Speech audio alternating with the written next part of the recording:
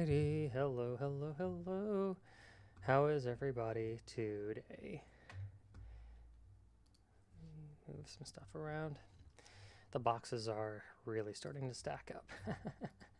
I mean, really starting to stack up. I don't think I could pack anymore. I think they're going to have to play it really, really close.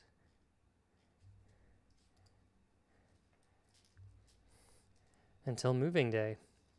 Is it becoming obvious? They just keep going, don't they? Hello everyone. How are you out there? Today we're going to be moving from our outline to our script, which is fun. I know a lot of people are. I think I'm a little bit more interested in how do we write a scene. Well, I'm gonna teach you how to write a bad scene and then fix it. Hey, Drowning Devil, how are you doing today? Thanks for joining us again. It's good to see you here. I know. Yeah, not really packages, also boxes, just moving stuff. A lot of that's going to be new office stuff. I got a new desk I'm pretty excited about. I'm really excited about more surface area, I have to tell you. Oh, can't wait to spread out a little bit. Thank you, yeah. I'm pretty pumped. And it's nice to just kind of shake things up, right? Change the life up a bit. New setting, new environment. Yeah, I'm pretty happy. And Sugar wants to say hello as well. Oh my gosh. Yeah, my muse, Sugar, helping me write today. Okay.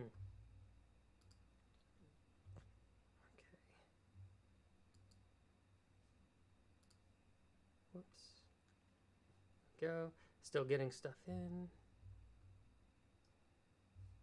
to order here. There we go. All right. Yeah. I think whenever I revamp my Twitch, I might do a little something for the dog, or if we do some points that we can redeem. You know, she can get a little treat or something for being a sweet little girl. Bloopy, how you doing? How you doing, Bloop? The wonky looking. Yeah, her face stripe kind of does the Ziggy Stardust. One kind of prefers one eye, and she has a little lightning bolt on the back of her ear too. She is super cool. And okay, here we go.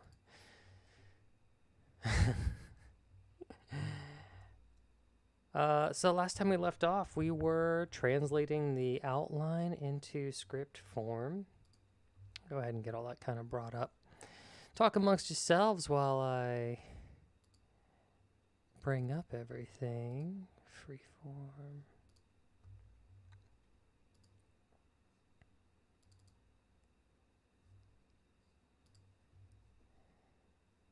Okay.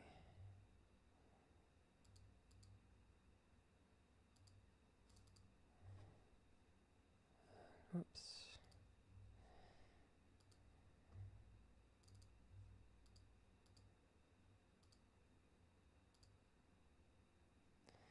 There's one. And let's pull up the next.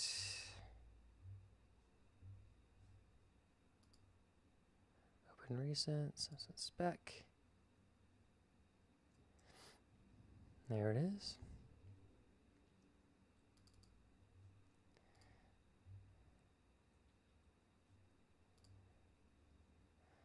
Oof, you know, we're going to start with a lot of... We're going to be starting with a lot of pages. Maybe I'll move this over here.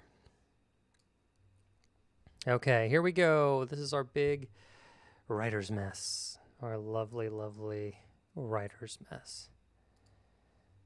So for me, I'm going to shrink some stuff down so I can try and see it all. And everybody out on YouTube Live, just so you're aware, what we're doing here is we are writing a Simpsons spec script. So if you want to see all of the work that we're actually doing on the screen, be sure to hop over to the YouTube channel or Twitch. I would say YouTube Live is has no ads, so it's a cool way to watch and observe. And we're literally just taking everything that we visualized on our board here, and we're turning and just labeling the scenes that we owe.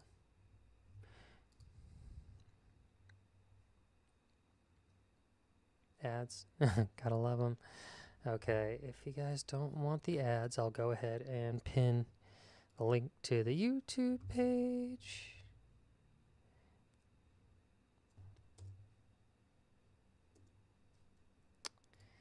Let's see, pin, there we go. Click the link to YouTube page for ad-free viewing. All right. That'll do it. That'll show you.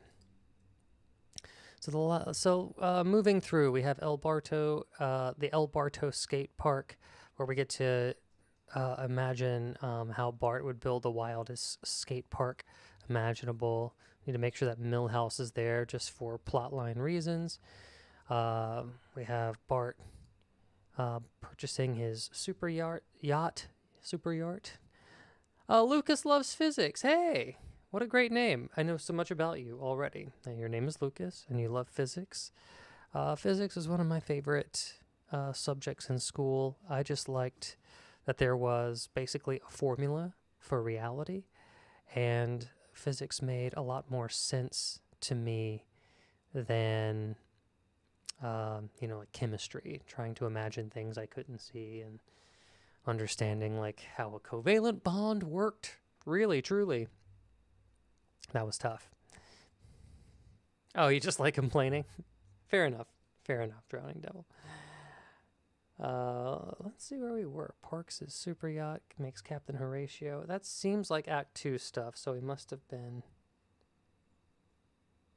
in Act 2. Treehouse, AI.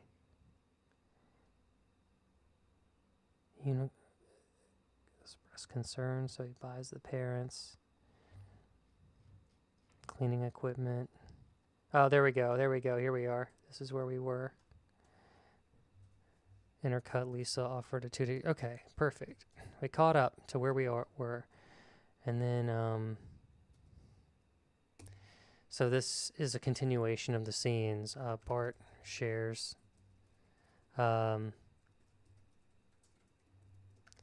reveal. Bart shares a dock with Mr. Burns.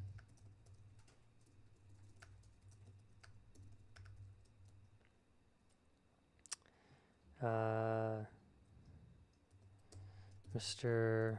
Burns tells Bart that he's not a real rich person unless he owns a media company.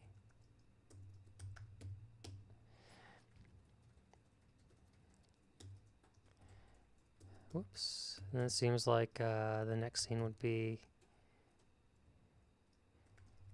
channel. Let's see, maybe watching Channel 6 News, not necessarily in Channel 6 News. Never really talked about the location. Like, is he in Channel 6 News running the show? Or is he just at home now and it's Channel 6 News has officially been converted to the Bart Network? So let's put this in Bart's luxury treehouse.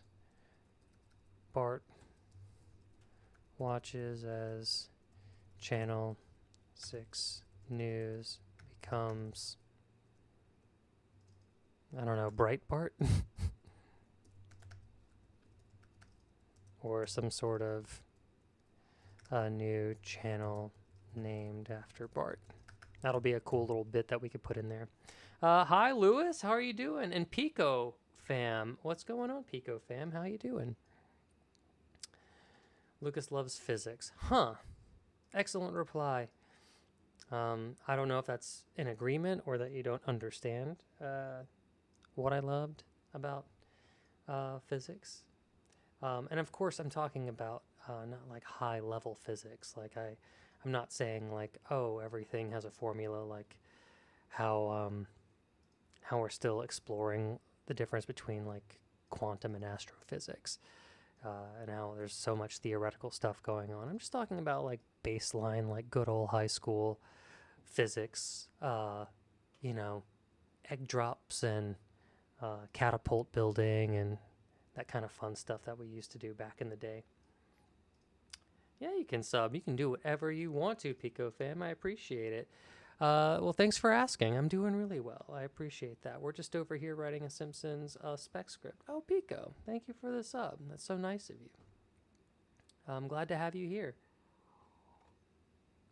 Are you a fan of writing or The Simpsons, or you just want to hang out with us? Because that's cool, too. Always happy to have the company. We have a very cool, creative community over here. And if you want to see what we're talking about, by the way, head on over to the YouTube Live if you want to watch ad-free, or I'm also on Twitch, and appreciate company over there. And I check the chats on both, just FYI. Drowning Devil says, I also like to watch the process, so I'll endure, I'm sure you said, in a past stream, but what program are you using to make the notes, and does it cost money? No, this came free with my Mac. It's called Freeform, and I was able just to download it it was just in my dock, and I opened it up, and it was a digital whiteboard, and it was Kismet, and I was like, this is perfect. This is exactly what I need. You can put up sticky notes and links and pictures and draw and make shapes, and it's just fantastic. Oh, you stream and tired. Oh, cool. Well, if you have to go and rest, I totally understand. Of course, love to have you here as long as possible.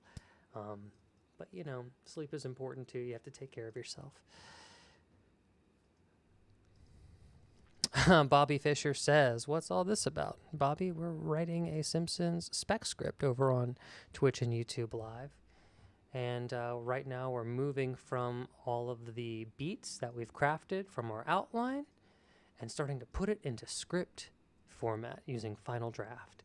So if you've ever been curious about how shows are written or made, come on and check us out. I think what's going to be interesting is that soon we're going to start writing these scenes, and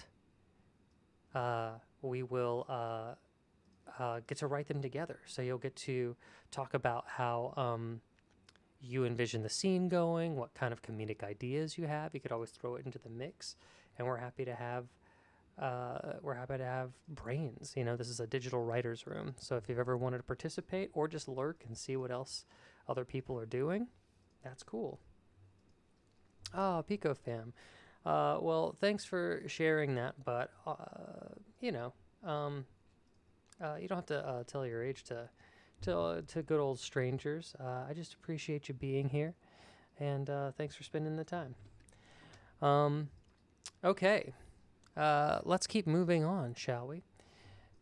Exterior Bart's luxury treehouse. He's bought Channel 6 News, named it after himself. We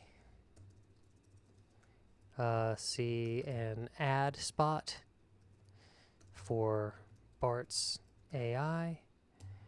And then we intercut Lisa offering to tune kids' instruments for a side hustle,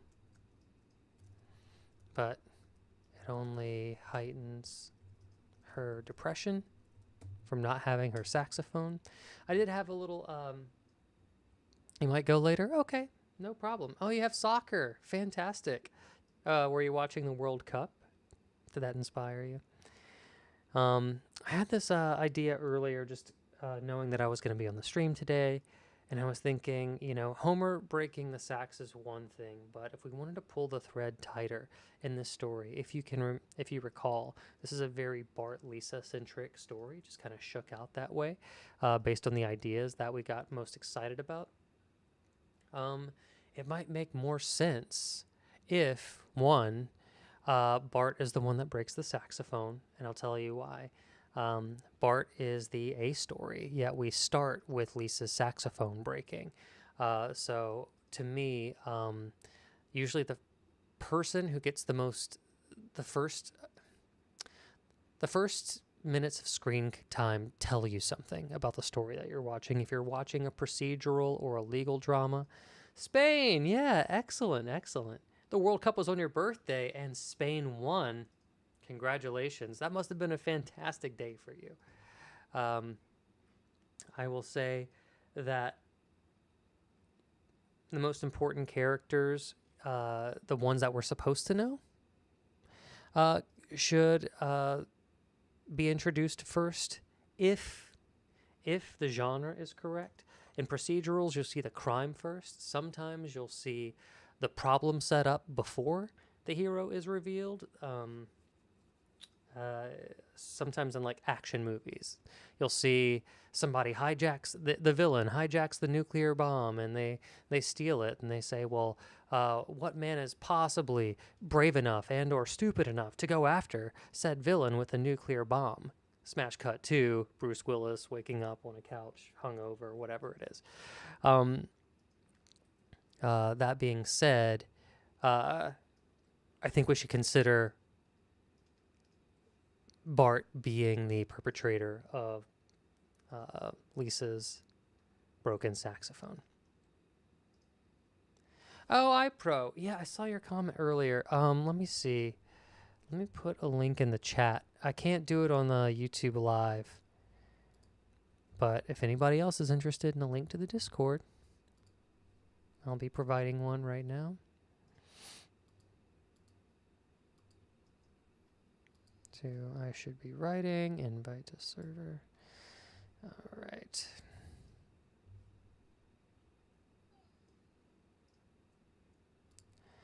Okay, I'm putting it in the... Oh, you know what? Maybe I can pull it up, iPro. 1 second. Pico fam, I already said your name whenever you came in.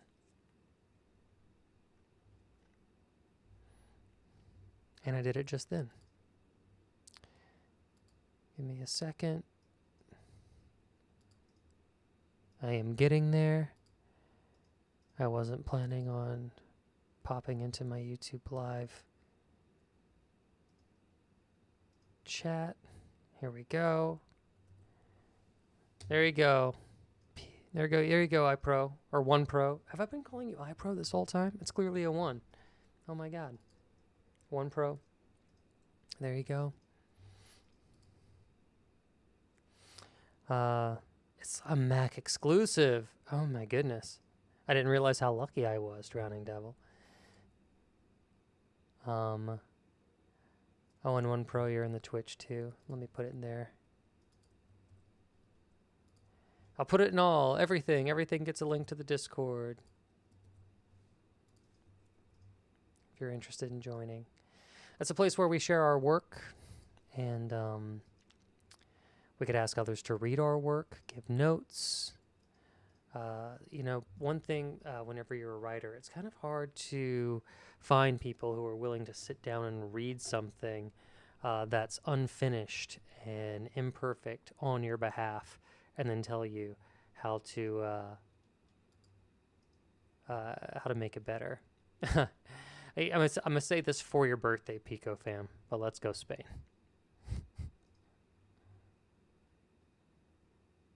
iPhone Pro, I guess my name is. Maybe. I can't believe you haven't told me this earlier. I feel like I've been saying it wrong for so long now.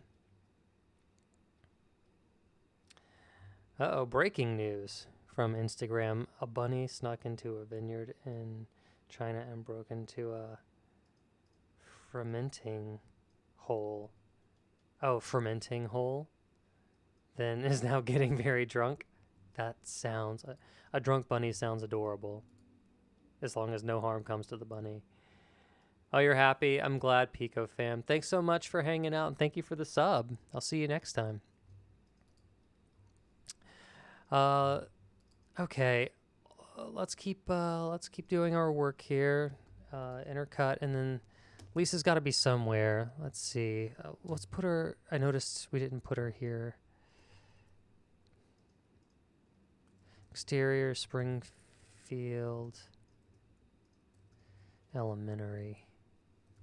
Day. Does Bart even go to school anymore? Does he hire a Bart lookalike to do that for him? Exterior. Springfield Pandroom Day. Okay.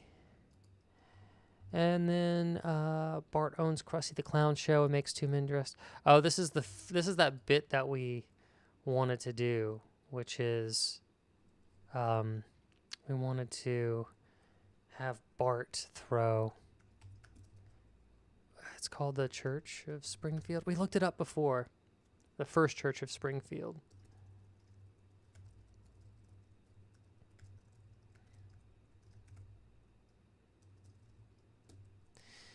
Bart throws a UFC style fight on the lawn of the church. It's in UFC. Right, and then the oligarchs arrive to the event and reveal their master plan in the luxury box seats. Wait, Bart wears fancy attire. Other oligarchs arrive to the event and reveal the master plan to Bart in their luxury box seats. Thanks for the support, Pico. I appreciate you. Have a good night. Get some good rest. And then, let's see. Bart's morality is put into question. Bart's morality is challenged when the plan is revealed. Well, here we have. That's a repeated beat. I don't want to write a repeated beat, but the master plan is, I'll just put it in parenthetical, is to invest in, to build the data center and have Monty sell power to himself.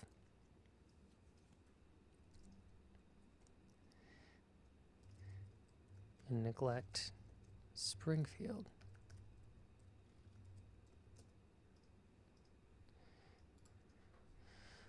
Bart's morality is challenged.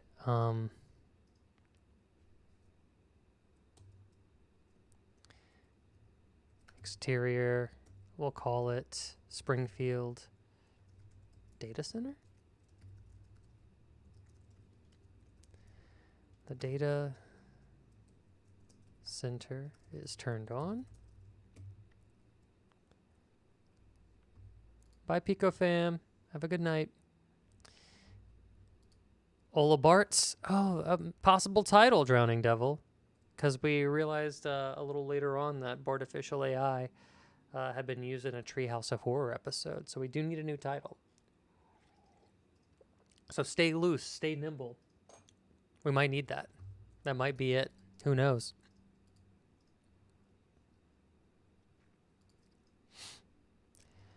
Okay. Noise. Noise.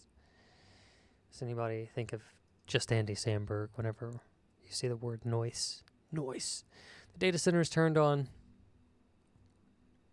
And where are we? We're Act 2 Part B. We were scrolling. Okay. So we see kind of like a montage. Right? Noise. I like doing these little hyphens. Noise scares all the animals out of the forest. Noise is so loud that Disco Stew can't hear his records. It's a repeated beat. I know like one's like really easy and gets the point across and hits hard with the nature, but the other one is like a little bit more Springfield-esque, Simpsons-esque. We're inside the world where we're meeting characters that we were already familiar with. Anyway, Lake Springfield.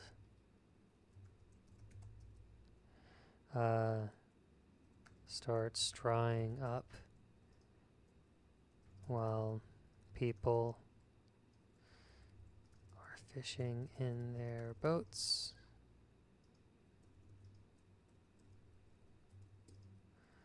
Water stops running in houses.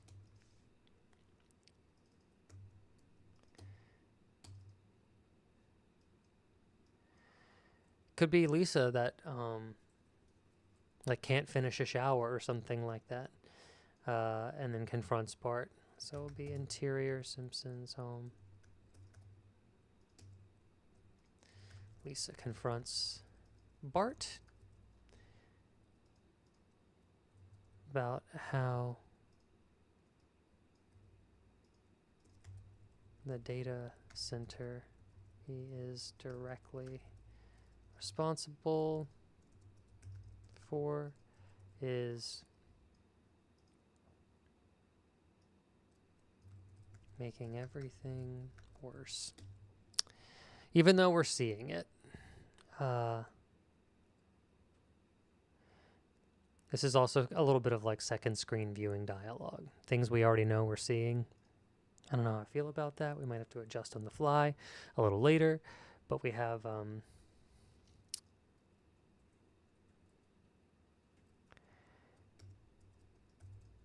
issues him a warning. AI is built to placate him, and eventually things will start to affect him too.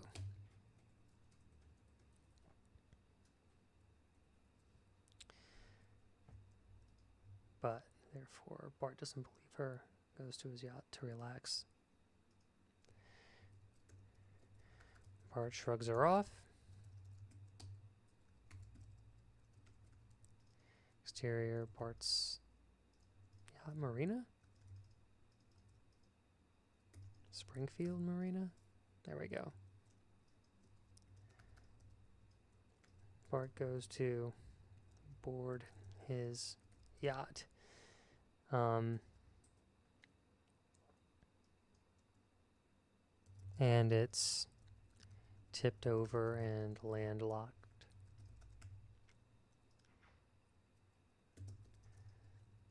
The captain is trying to refill the lake with a weak stream from a garden hose. And then we have, what else?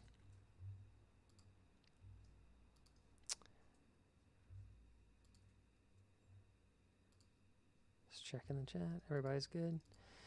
I know, we've already done this work. This is kind of tedious work, and it's fine. He goes to his skate park. Fine, I don't need water, right? I can kind of hear him say. Exterior.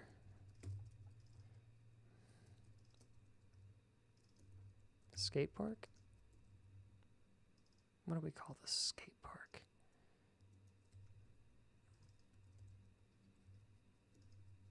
El Barto. That's it. El Barto Skate Park.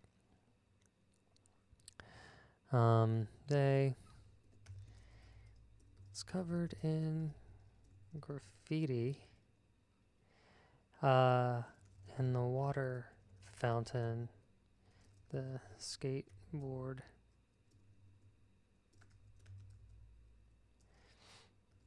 Parks have brown sludge.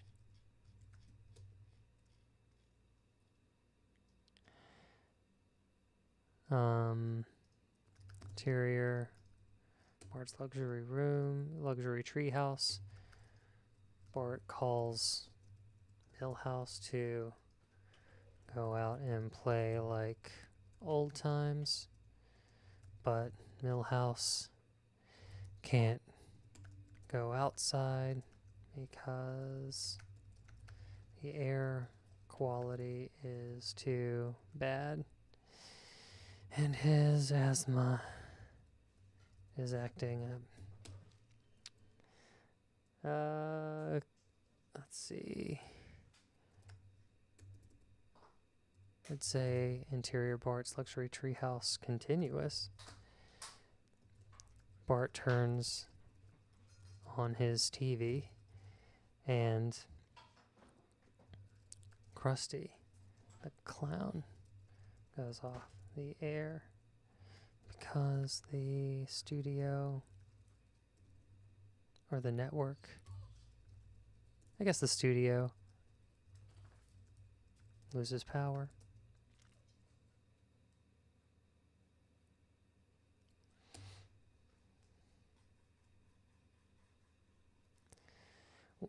What's cooling the exterior? Simpson's backyard.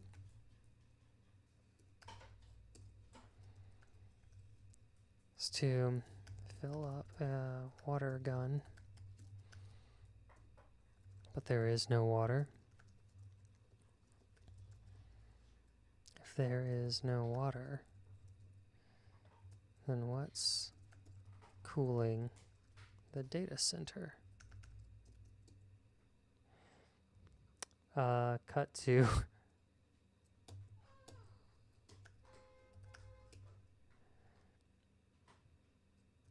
interior Springfield data center.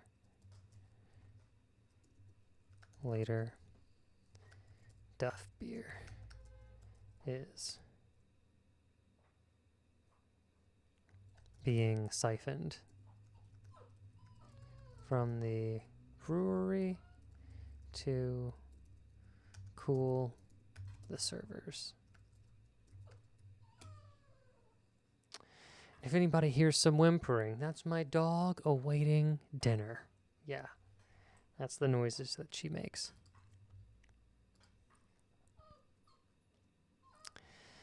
Is everybody still with me? Is this boring?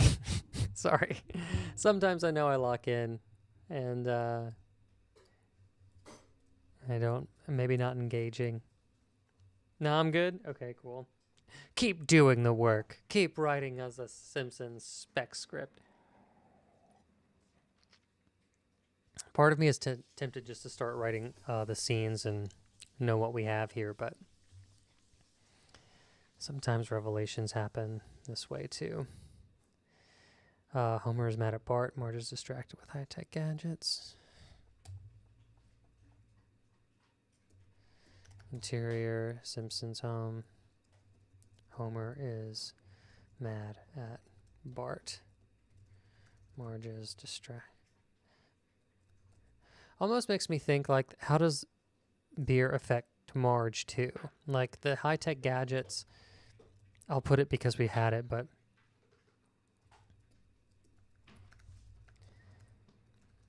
with high-tech gadgets. But I also think, like, what if Marge is upset because Homer being sober is making her life difficult in some way.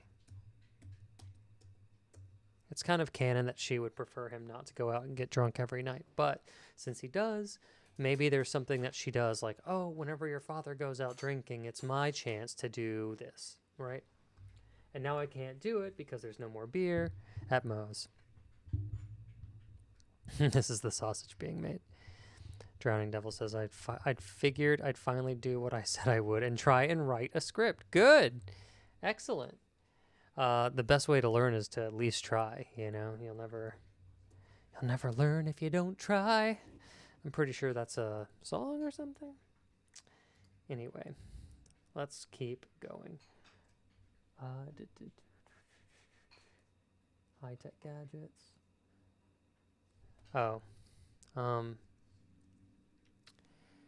So, interior Bart's treehouse. Bart needs help, but his AI only tells him what he wants to hear. And therefore, he must turn to Lisa for help. Lisa makes a big speech and agrees. How Bart responds to the big speech, we'll figure out when we get into the scene. So it's Lisa pitches a solution, which launches us into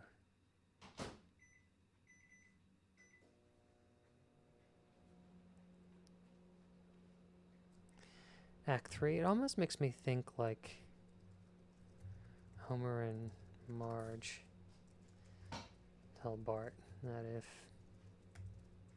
he doesn't solve this, he will be grounded. Kind of like a nice little Act 3 button, like, eesh, you know? Even if he's, I don't know, even if you're the richest 10-year-old on the planet, maybe grounded, isn't it? Disappointed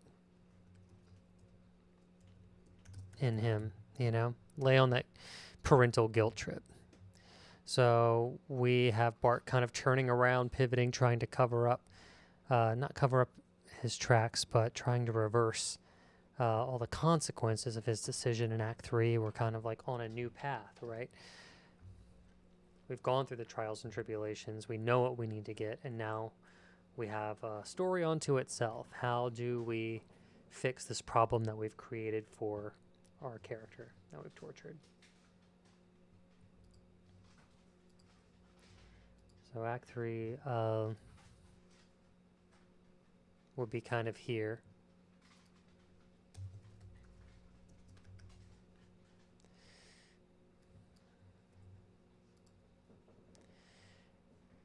And we will do interior Bart's luxury treehouse. Lisa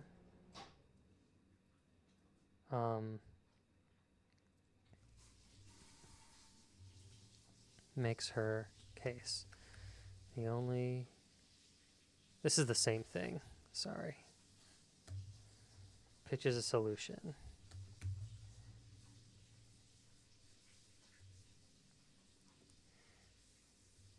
The analog revolution.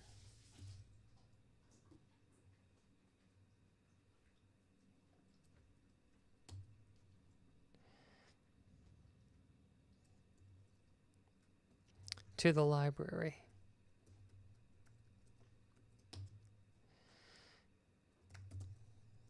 Interior Springfield. Library. Day. Lisa pours through legal books and realizes the data center is illegal.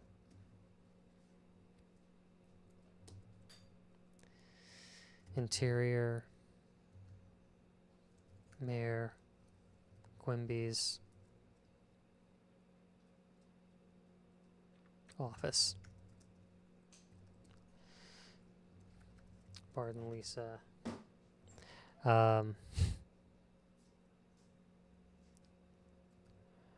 argue that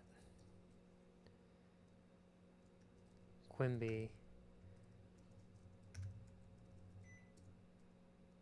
could fix this problem. Quimby admits to being in Mr. Burns' pocket. We'll see what kind of lifestyle Mr. Burns has been funding for Quimby as well. I'm not giving that up. I won't give up my prostitutes, or whatever it is. But therefore, training montage, no. Okay.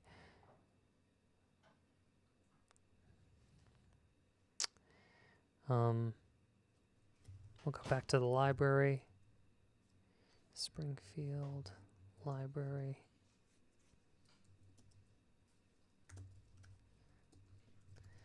Lisa reads up on revolutions or famous revolts. Could be a fun title for a book. Or revolting for dummies. I don't know.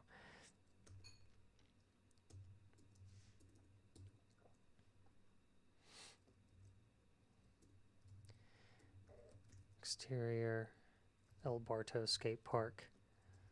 Lisa and Bart gather all the children of Springfield.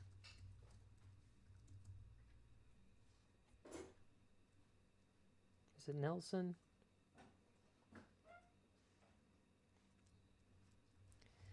To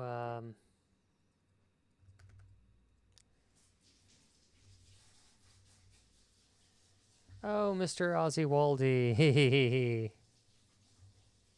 Oh, cool, Scrolls. It's been a while. Been a minute. Happy to have you. The first billionaire to get grounded. It would be cool if we could ground some of these billionaires. Good sirs and madams and those in between. What did I miss?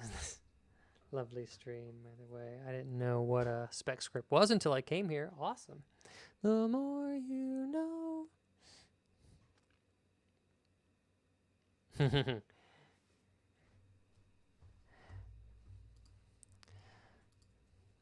fight back against the data center. Well, we have like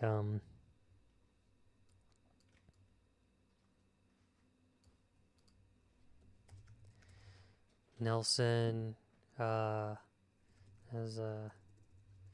does push-ups. We'll do like another little montage here.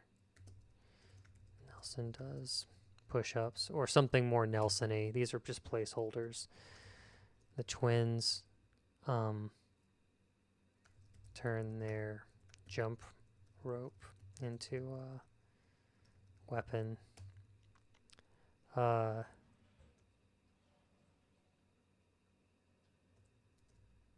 Ralph hurts himself before anything happens. What other kids are there? Does anybody else remember the kids? There's like that one with, it's very like white with squiggly hair. We have Milhouse. Do we bring Milhouse back into it?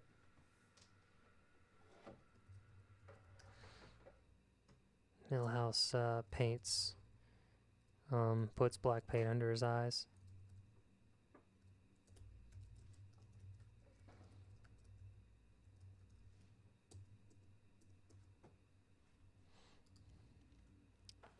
Ralphie.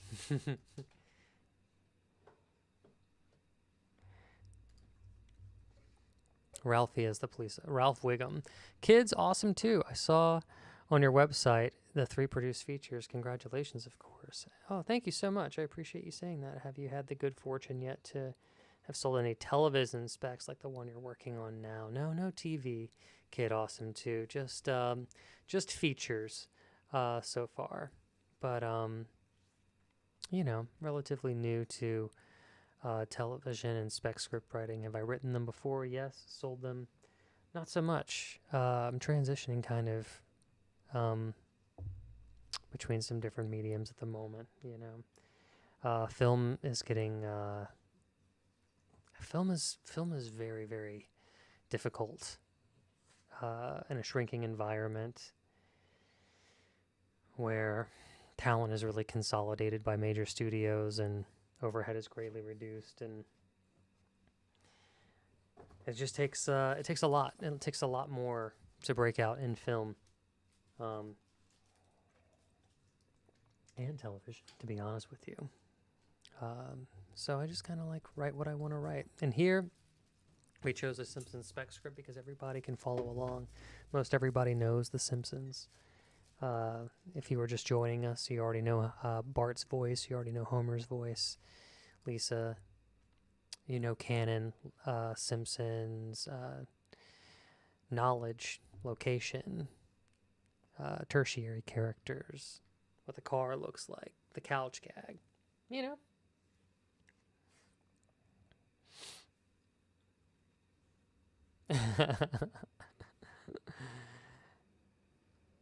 Newspapers, you guys still alive? Oh my god.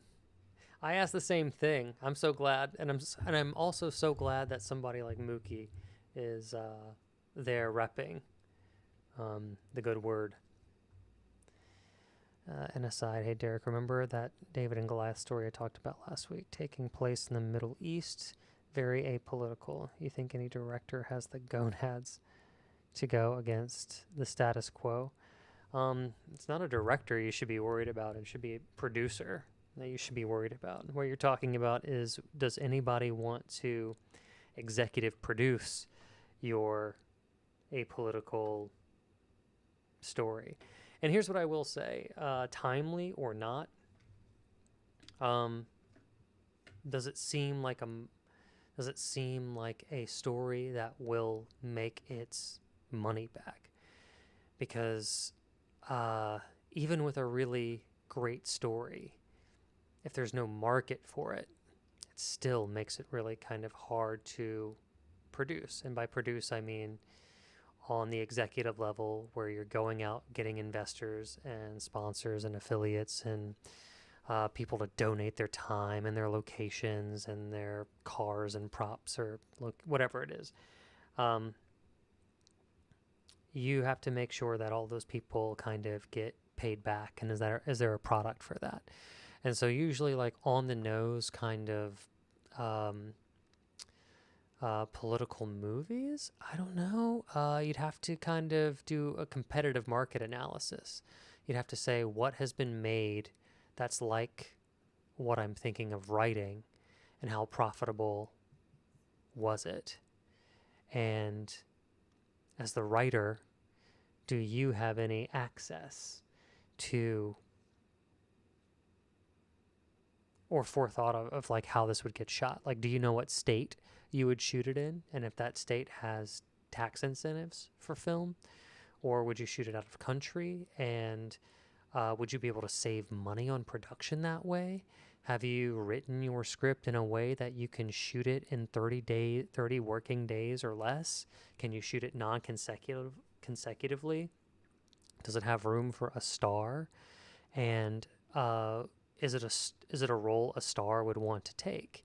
And if you need 30 days to shoot that movie but can only afford the star for a week, can you shoot all of the star's scenes in 7 days and then finish the movie without it? These are things that you have to kind of, that's like the next step. Right now what you're talking about is, it's kind of like, a fantasy and wishful thinking, and it'd be nice if somebody turned my story into a movie. Yeah, that's fantastic. That would be great. But eventually, like, that inspiration or the dream, like, has to meet up with the reality and has to become, like, very practical and advantageous. And so I would say, like, what is the audience for this movie? Is there proof of profitability? And you have to do comps, and by comps I mean things that are comparable to the movie that you're doing that have been proven successful, not just like 40 years ago and be like, this is my Schindler's List. Like, no, that's outdated information. The market has evolved. There was no streaming whenever, let's say, something like Schindler's List was made. So you also have to say, in the last 5 years, what are things that are like my project that have also made similar amounts of revenue? And then also, is your story good enough to send to somebody who is a star? And do you have a budget? And can you offer that star a paycheck before they sign on? There's a lot of like catch-22s in film that make it like a near impossibility to get anything made. Literally, even big players in the game, big studios with backing, like just to have anything made is just kind of a small miracle. I hope you're just prepared for that. There's always a way to market for a David. People want to feel sure. Yeah, there's a way to, and I'm not being dismissive, but there are ways to market for every story. I know that like everybody believes in the story that they're telling, and they should. Though the Middle East are shown as the good guys, well, it's rare. That's what I'm saying is like, is there a market for it? And here's what normally happens is like something like this. You could write something really well and it could still be a hot button issue and it could be a risky endeavor for an investor. But that's where writing comes in, and that's where subtext comes in, where you can write an aliens versus human movie where the aliens are actually the good guys and the humans are the bad guy, and we're invading their planet. It becomes like, I don't know, Starship Troopers or something like that.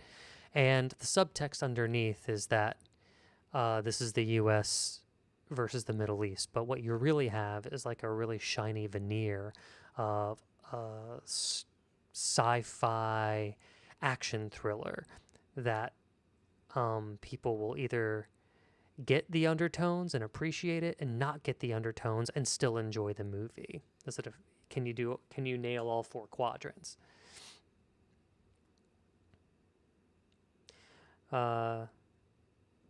Yeah, definitely a role a star wants to take currently. Okay, cool. Yeah, things to consider,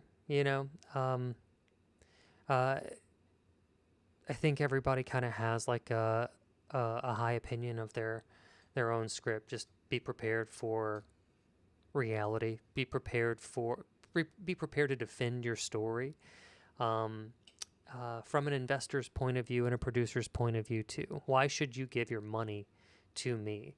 Do I have a clear vision? Is there an audience for this? Will we make our money back?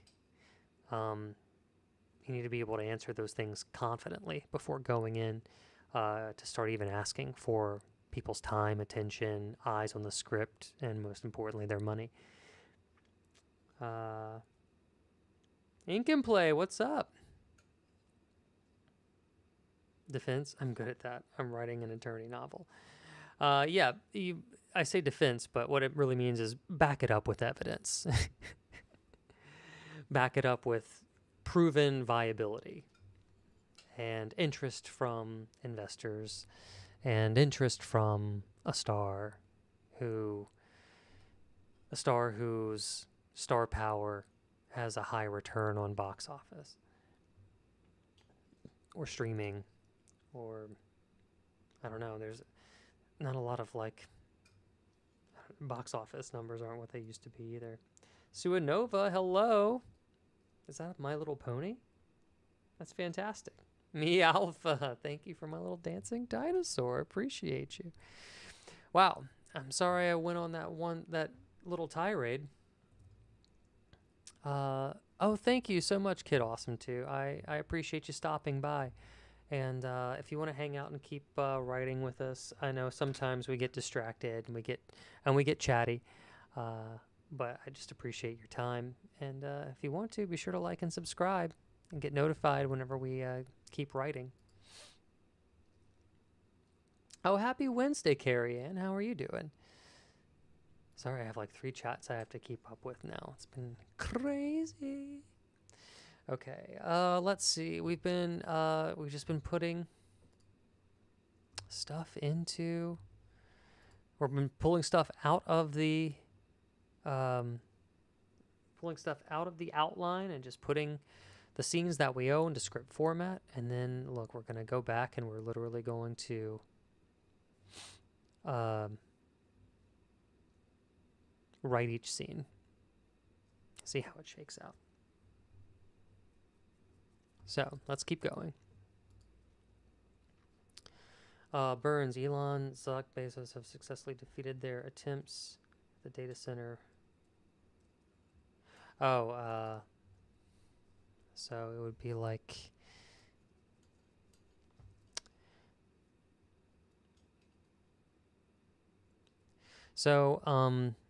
it would be exterior Springfield data center. Later, it would be like the oligarchs.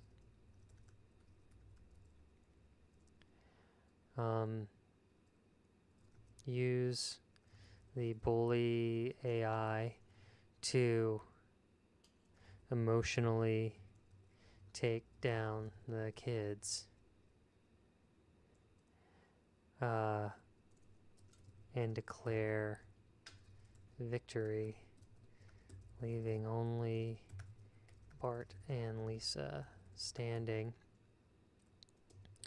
Lisa and Bart give a desperate appeal, geez, come on, Derek, to their morality. But they don't take the bait.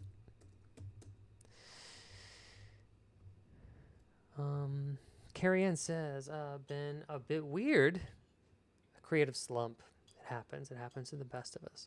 I have a treatment for Zephyr, a sci-fi drama, and I'm not sure if I want to write it as a feature or a novel first.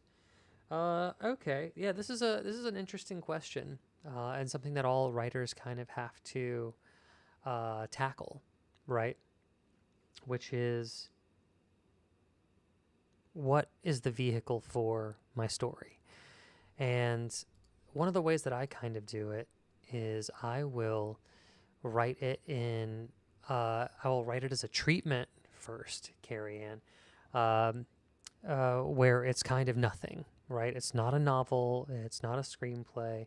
Write out the synopsis, figure out, it also helped me, and maybe this applies to you or not, which is like, is it a multi-perspective story? How much backstory and world building do you really want to do? Which sci-fi has a tendency to have a lot of. In a sci-fi script, you have to do it you have to build a world in a short, punchy way. But if you want to live in the world and tell a history of how the world got to be this way, etc., sometimes a novel is a great way to go. I decided to not novelize my sci-fi because I wanted to tell it from multiple people's perspective. It was an ensemble sci-fi drama, Carrie Ann. So I knew that in a novel, while it's totally possible, it's much more difficult to jump between 6 people's. Oh, I'm sorry. In my case, it would be 5 people's different perspectives. And have them coalesce and keep everything coherent and propulsive. I also think about like where you want to be in 5 years. If you're going to spend this kind of time writing something that's epic, you really only have to write the pilot of your sci-fi pilot as a feature. And if anybody's interested, then they'll commission you for the rest of the pilot. But it's a time factor too. How much time can you really commit to this?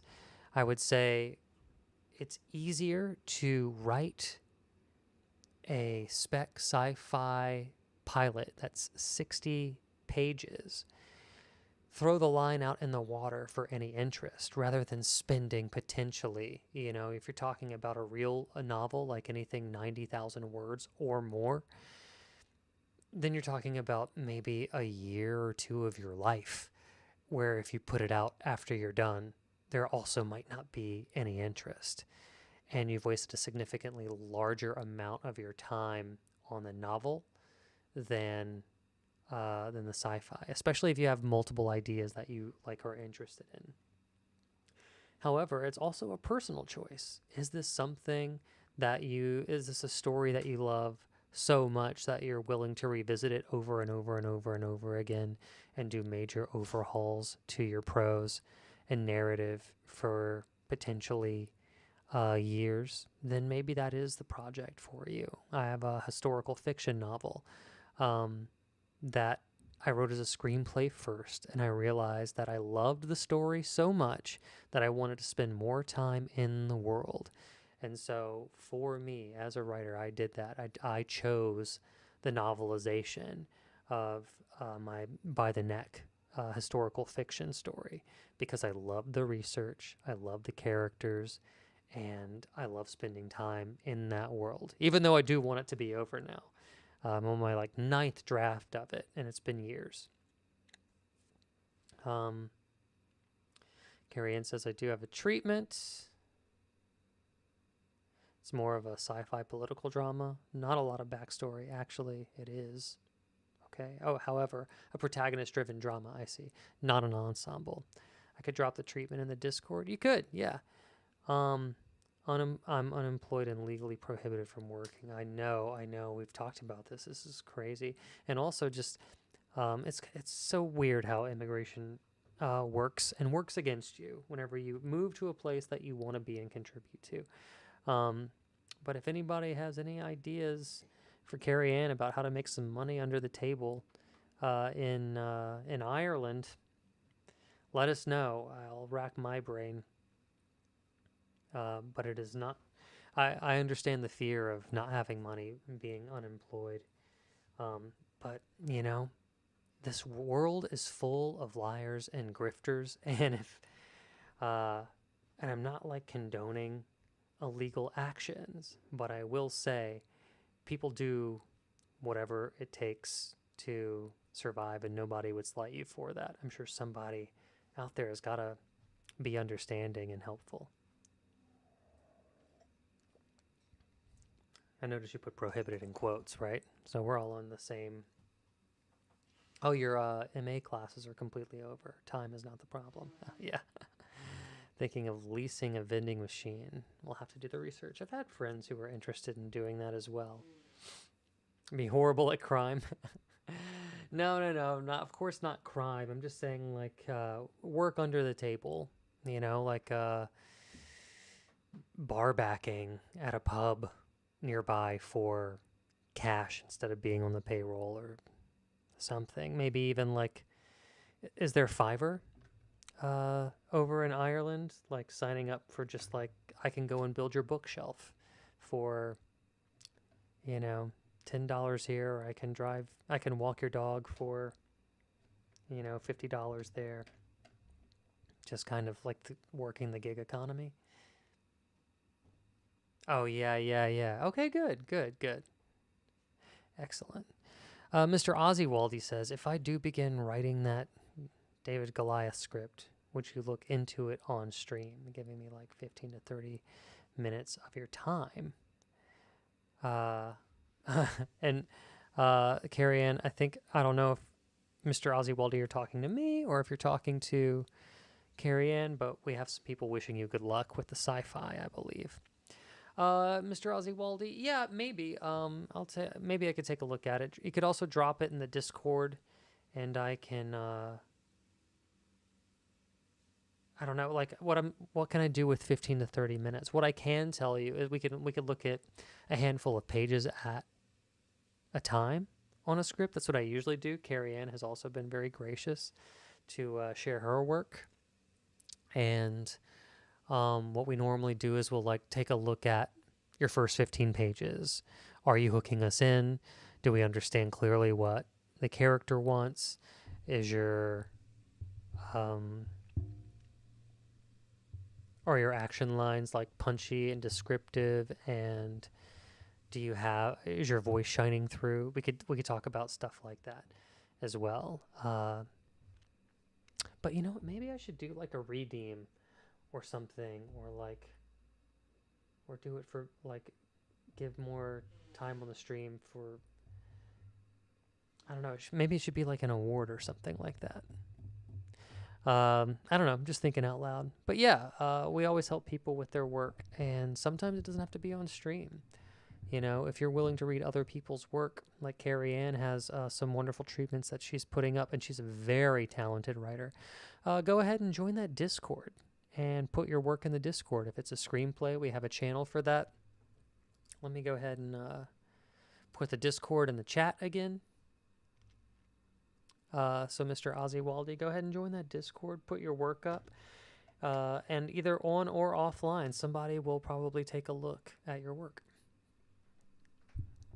I just want to say full disclosure that I am working full-time, and I don't know if you noticed all the freaking boxes that I have back here, but I am on the cusp of moving and still packing up in all of my free time, so it's going to be this is going to be kind of a very stressful-ish few weeks for moi, but come, I want to say second week in August, I should have my new office completely set up, and we should be rocking and rolling. I'm really hoping that's the time frame for me. Let's see. Carrie Ann says, problem is physically disabled. Not much I can offer on Fiverr. Oh, I'm so sorry. I never realized that, Carrie Ann. I'm so sorry. But your brain is so fantastic. I wonder if there's not copy that you can write, or God, I hope AI hasn't devastated that economy or those opportunities for you either. I don't know, but writers, a bunch of creative brains in the room. If we can think of ways to help Carrie Ann, she's on the YouTube vertical live chat. Any ways to make some money off of the books in Ireland, let's lend our ideas to her, because money's a terrible thing to have to worry about when you're trying to be creative, but also just a necessary evil.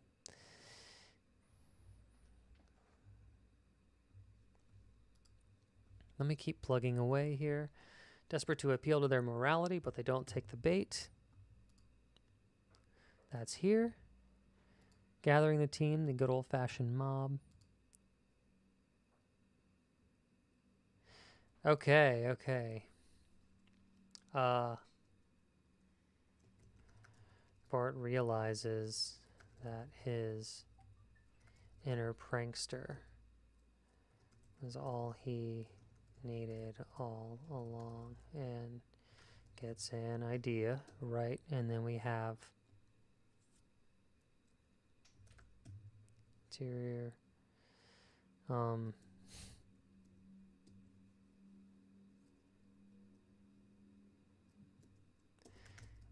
He dials Kent Brockman, or he makes a call. So we'll kind of jump through time here, and it'll be exterior, Springfield Data Center.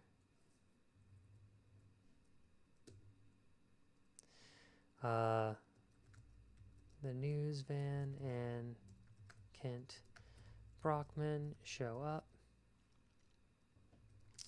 with Homer, Lenny, Carl, and Barney posing as a news crew, right?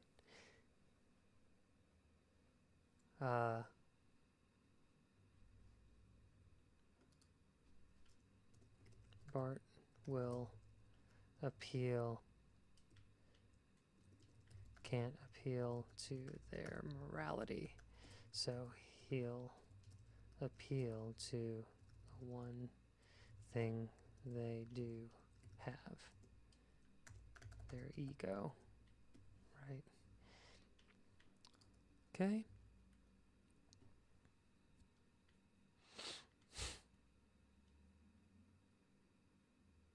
Oh, you learned to code. That's a good way to still make some money. I've worked with creative teams. I once owned an app company, and I know that a lot of new people were using AI to code, but they weren't able to. They didn't have enough like foundational knowledge to truly problem solve or understand even why AI's code was even slightly imperfect. So maybe you have that kind of foundational knowledge where your coding still applies and it's still like a skill worth having.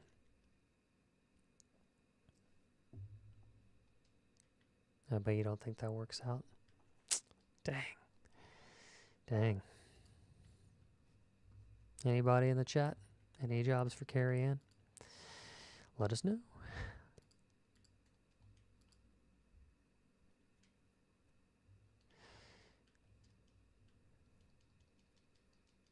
If you're a senior engineer, AI can help you code faster. If you're a junior AI can help you write bad code faster. That's what I was looking to say. That's exactly right.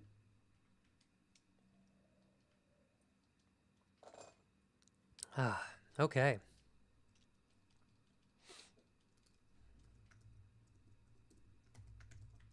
Channel 6 news van, blah, blah, blah, news crew. And then,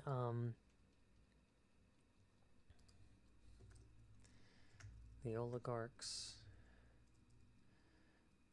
become braggadocious and allow the news crew inside the data center.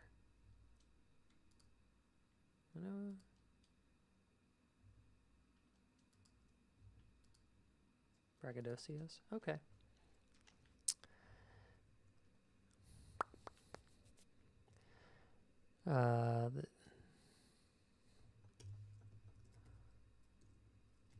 Once the oligarchs are distracted, Homer, Lenny, Carl, and Barney drink all the Duff beer, cooling the AI data center.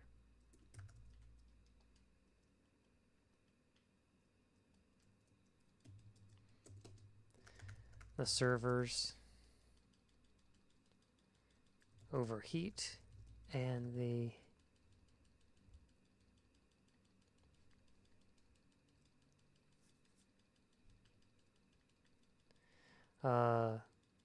overheat and burn up.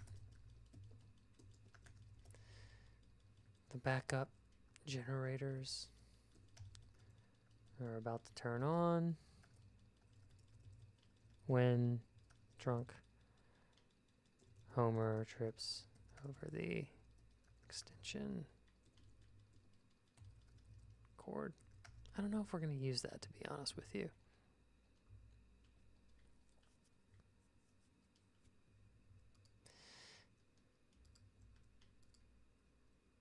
Seems like a plot hole. And you just plug it back in. I think we talked about this.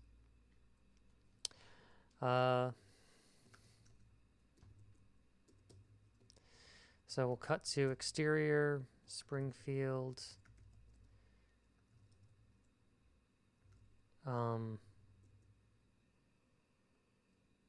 Like, what's the square with, what do you call that? The square with Jebediah Springfield?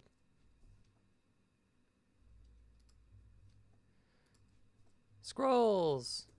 What's the town square with Jebediah Springfield called in The Simpsons? What's it called? Does it have a name? Just Springfield Town Square, of course. It's always the most obvious thing.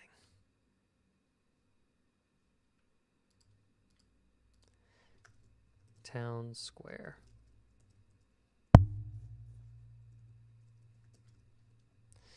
Let's see. Oh, we have to do the reverse. We'll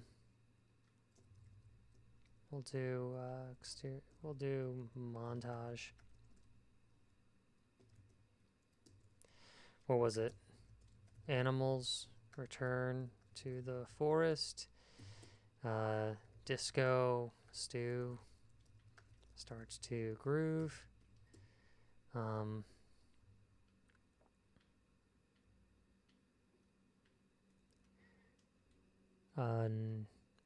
Lake Springfield fills up. Water starts flowing.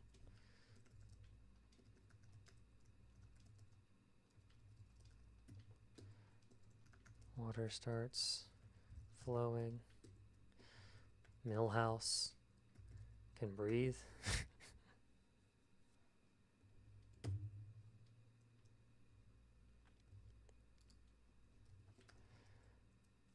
Springfielders rejoice. Whoops.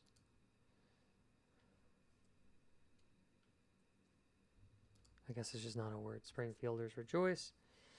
And where are we?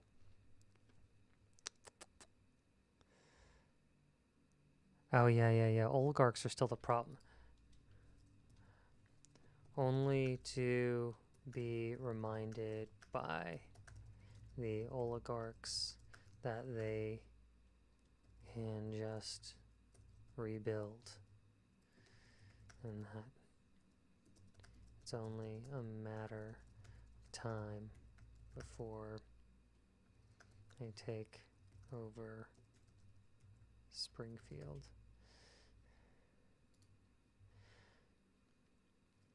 Ooh, Carrie Ann Scrolls is over here on Twitter saying maybe there is some sort of course editor service that can be provided on Fiverr, like editing scripts, writing YouTube scripts for creators. Yeah, no worries. Scrolls. Oh, sorry, not course editor. He said code editor. So maybe there's some sort of code editor service that can be provided on Fiverr, editing scripts or writing YouTube scripts for creators. That's cool. That's a good suggestion. I wouldn't have come up with it.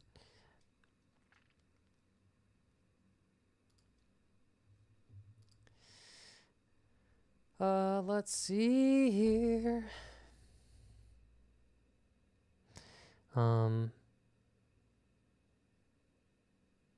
Oh, we kind of wrote this out of order, but it's interesting, right?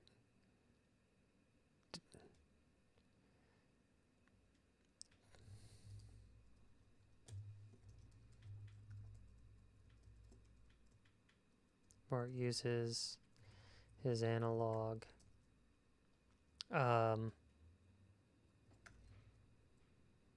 His natural prankster instincts to prank call the oligarchs.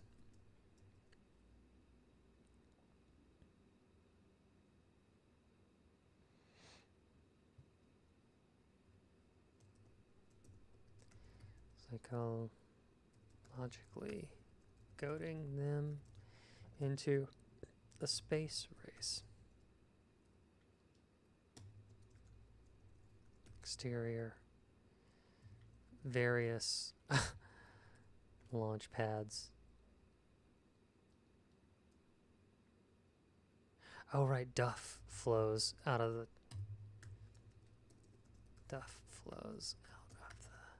tap again. Various launch pads. The oligarchs launch themselves into space. And then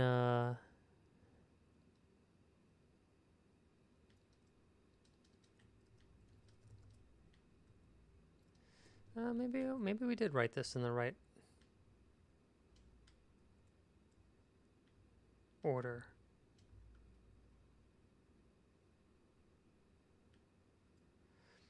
I'll say Bart and Lisa rejoice, only to be reminded.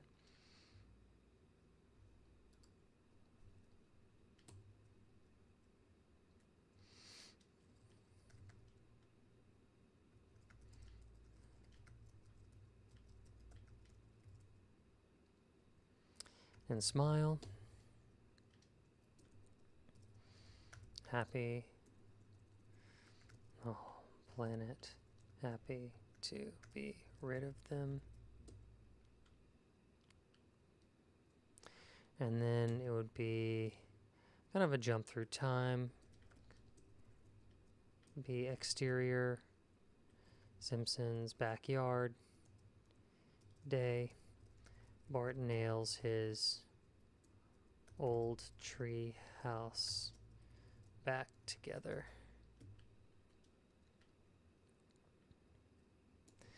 Lisa says she's sorry he had to lose everything to learn his lesson.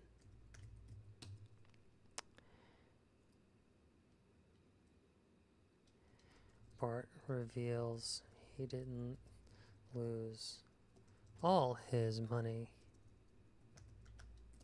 He had a little left.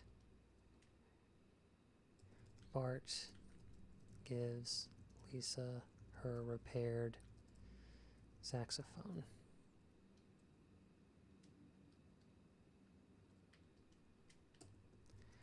Lisa hugs Bart. Bart enjoys the hug for a moment before rolling his eyes and telling her he only had it repaired so he could break it in front of her again. But he thought against it. And then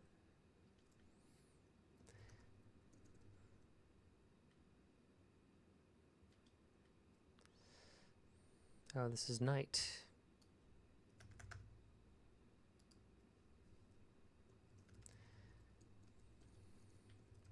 Bart and Lisa look up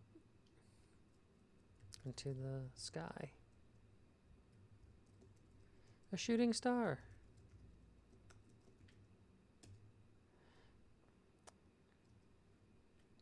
Oh, you know what?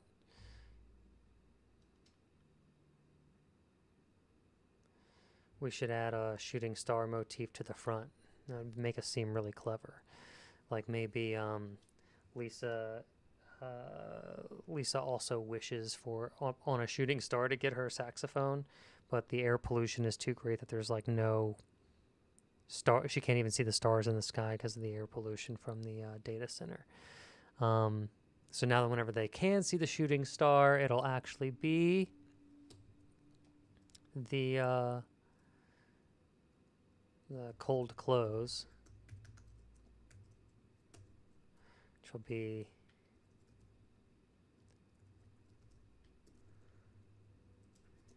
zoom in to shooting star and reveal the oligarchs in their rocket ships. And a giant asteroid collides with it.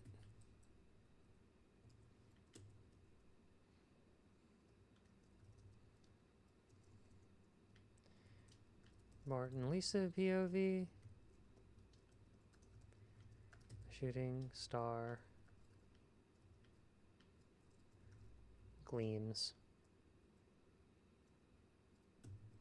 Dun dun dun dun dun dun dun dun dun dun dun. In credits. Okay. Let's just put that moment where Lisa wishes on a shooting star here. Here we're missing an intercut.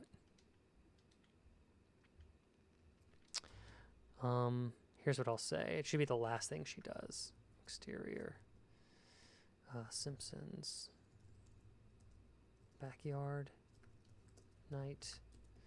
Lisa tries to make a wish on a shooting star, but the air pollution is so great that none are visible.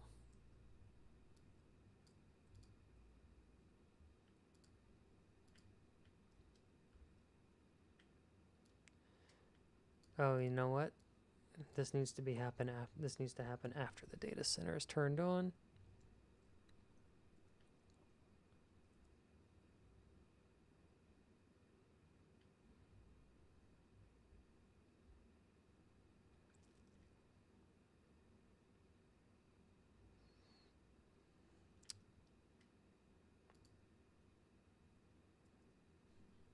Let's just put it here. We might get moved, but whatever. All right. So, y'all, let's take a little stretch here. We just converted our entire outline into script format with all the little scenes that we owe. Oh my goodness. Round of applause, everybody. The story still makes sense. So that's good. I'm going to go ahead and remove the... Or do I need this? Do we have ideas?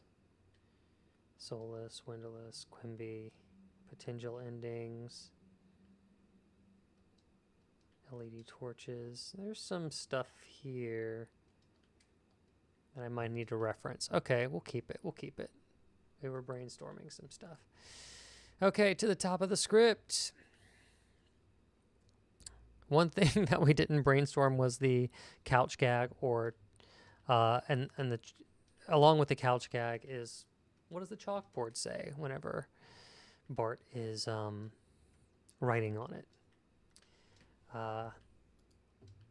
Don't know. Not super important at the moment, but maybe we should write a scene. Let's see. Scrolls. Oh, Carrie Ann. Scrolls says, so I think leaning into the strongest skill sets and finding creative ways to hustle is a good starting point. It's not as stable as my daily DoorDash and Uber Eats money, but it's holding it down until I heal. That's good, Scrolls. I'm glad to hear that. Carrie Ann says, yeah, I'm looking over Fiverr. I don't know. Maybe I could be an academic critiquer of essays or other work. Yeah, take the work. Take the work. Don't suffer. And, you know, you're like a very smart individual. People would be lucky to have your insight.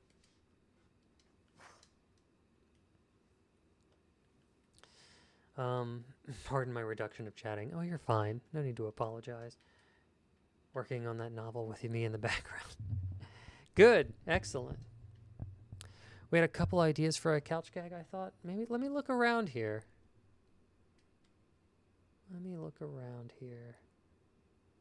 Log line.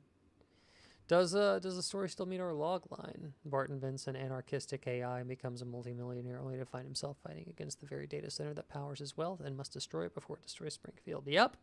Totally. Millhouse can warn of unintended consequences. Oh, we have one. Couch cushion springs have boxing gloves on them and knock everyone out but Maggie. That's good.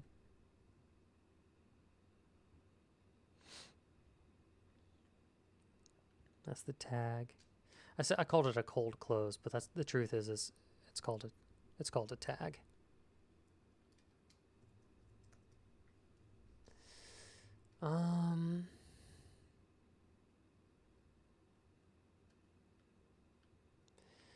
Could still be something Homer-esque. Homer on the Strait of Hormuz. The Strait of Homer. Lisa plays catch up on internet memes. Can any of this stuff be turned into a couch gag? Okay, so we have a team full of writers here. Not that I don't like this, Mookie, but what I like to do is have multiple ideas so they can we can compare them against each other or potentially combine them. Does anybody else have a couch gag for The Simpsons that they want to pitch? Anything cartoony? You can kind of improv it right now if you want to. I'll put this over here because the couch gag kind of comes before Act 1. And then what is Bart writing on the chalkboard? Two things that we're kind of working on. Let me get some blank space here.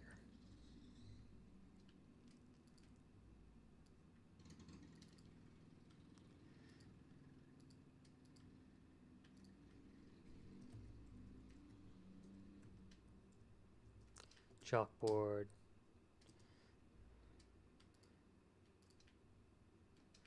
What is Bart writing on the chalkboard? What are our options here?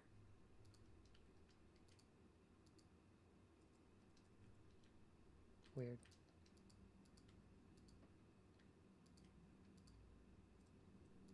Okay, whatever. A couch built out of a data center. I wonder, are the couch gags related to the story at all? Are Simpsons, or are they non sequitur?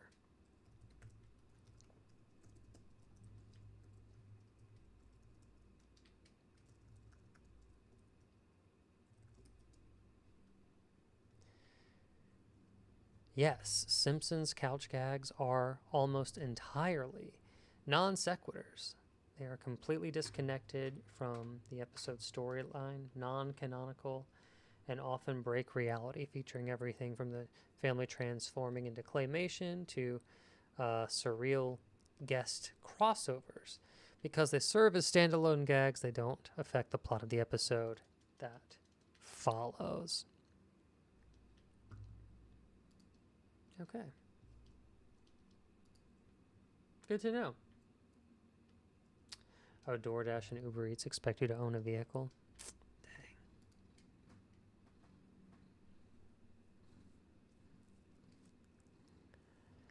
I actually don't think you need to write the couch gag because I always figured that they could be used to pad or shorten the runtime. Yeah, but I mean we're just doing it for fun.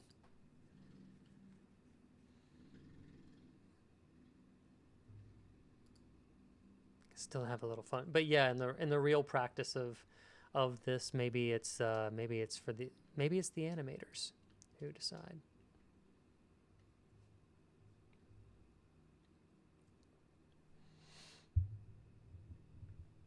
What if a bunch of Simpson family lookalikes being replaced by the actual family? Okay. Oh geez, 1 second. Hit one wrong button over here. And then I'll do couch gag. And I'll make sure to put yours, Mookie.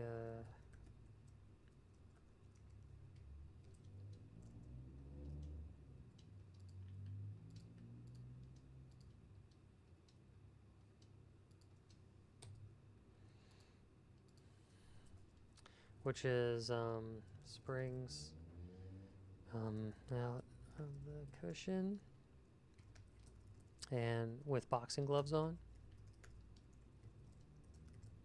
Knock them all out except Maggie, who probably gives it a little suck on there. Chalkboard. This is also why you can have Banksy and Rick and Morty doing couch gags. That's multiple minutes for sure. That was fun.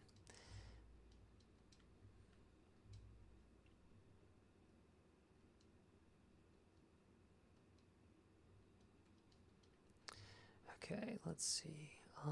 Okay, so we have a chalkboard bit. I will not.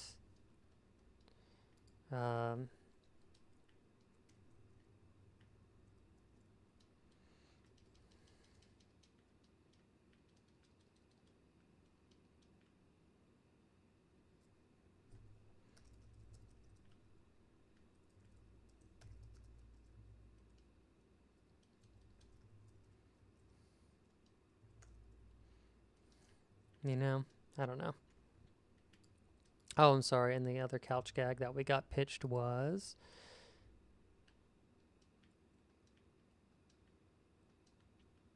Oh, sorry. I missed pretext. I do that. I'm sorry. Scrolls. The DoorDash comment wasn't intended as a suggestion. I was mentioning that I did that as a daily hustle into or on my e-bike until my bike crashed, which led me to currently focusing on art commissions. I see. Okay. Like couch gags related to the episode, or said at least have adjacency, or the Halloween episodes. I see what you mean.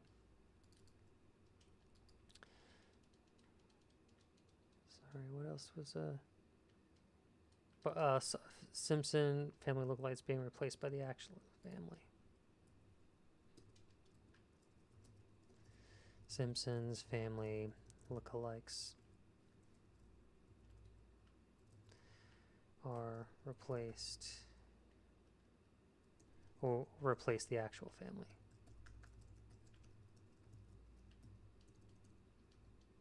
Come on, Derek, get it together. Okay.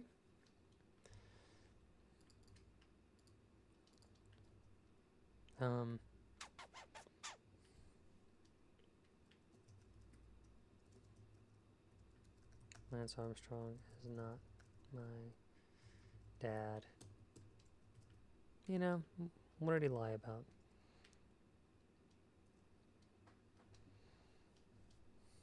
Couch gag idea. They rushed to the couch, but production didn't have it ready. So they brought out a bunch of little chairs. I like that. They rushed to the couch, but production didn't have it ready. Kind of like see the set of The Simpsons. And I'm going to add a little bit to this. A teenaged PA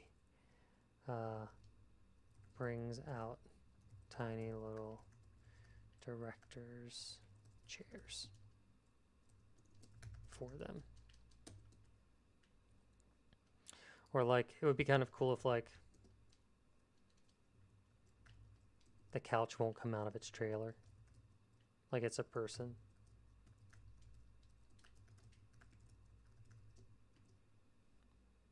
That could be fun. A Game of Thrones themed couch.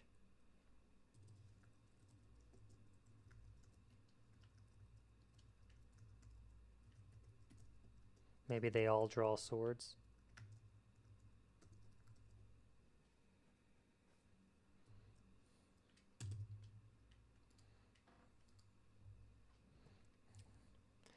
An AI robot servant is always giving the wrong answer, then gaslighting. Wait, so... Oh, so, okay, sorry, Mr. Ozzy Waldy, that threw me off. But you're talking about your novel. While writing the fourth case of the novel. AI robot servants always giving the wrong answer, and then gaslighting. Interesting.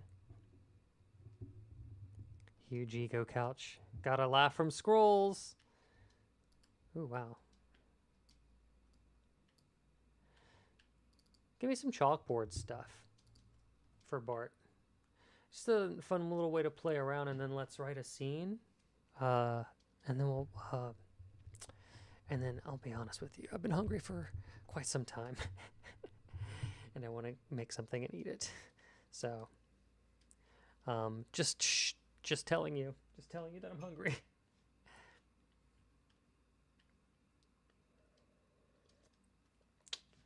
Oh shoot, it's getting a little dark, isn't it? Let me hit the light. Some chalkboard stuff. I will not. I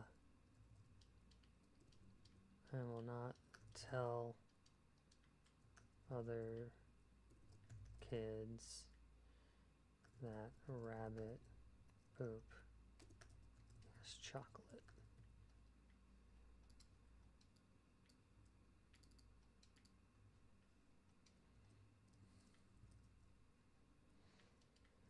Mm-hmm.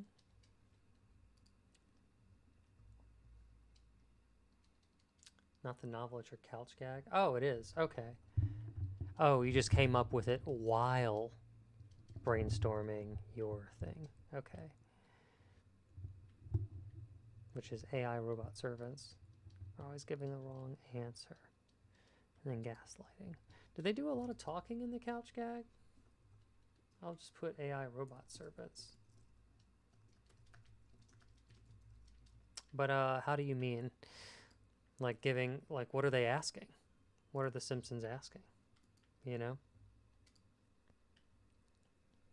Or are you talking about for the script? Or is that still the couch gag? Mr. Ozzy says, here's my log line. Brad's father was convicted by the ICC for a crime he didn't commit. The evidence was fabricated. The witnesses were coerced, and the prosecutor who put him away is untouchable. Brad doesn't have a time limit, but gives himself 5 years to become the lawyer who can tear that old verdict apart before his father dies in prison. Oh my God. Here's what I'd say. That log line is a little long. It's good. It's intriguing, but you say Brad's father was convicted by the ICC for a crime he didn't commit. So you don't need the evidence was fabricated. You don't need the witnesses were coerced.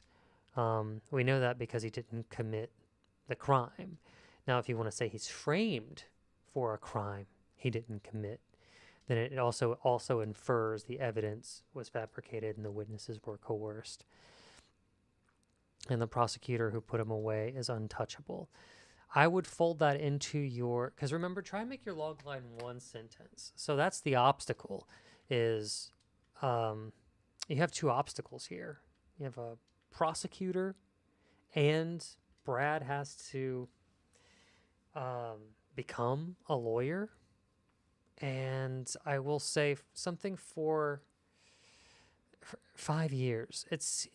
I wouldn't mention the 5 years part, because it feels like, oh, I have to read 5 years of somebody going to law school, even though your novel may not function that way.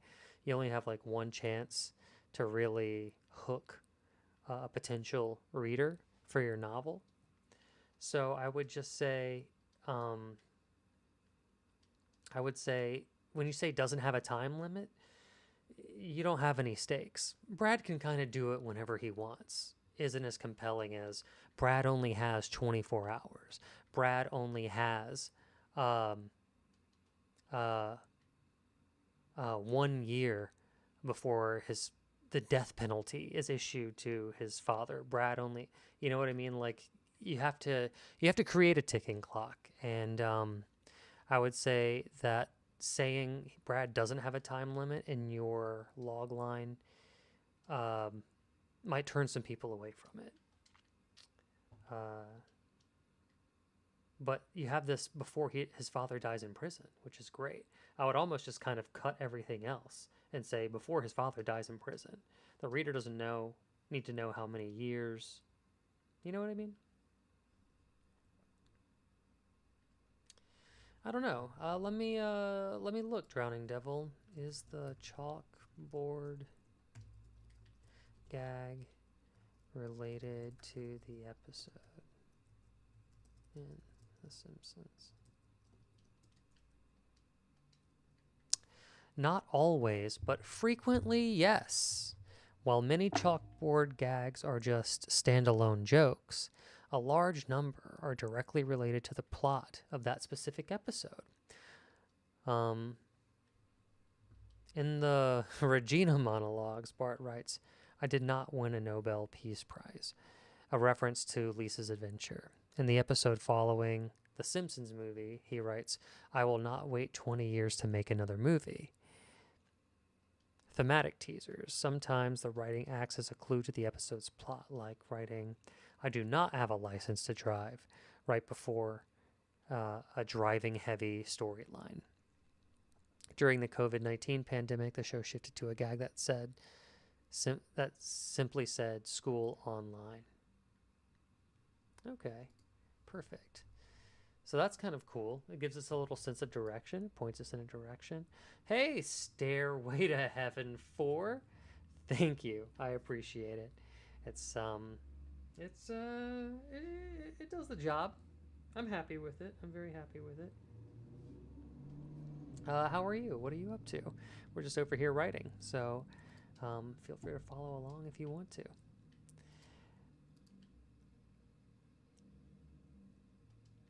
Framing. You know, whenever somebody's framed, that's you writing your first log line ever?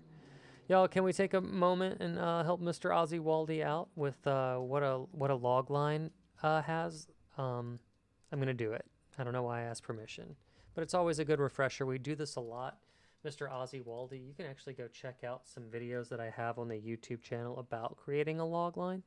They might be in the shorts. I can't. It's been not years. It's been months at this point.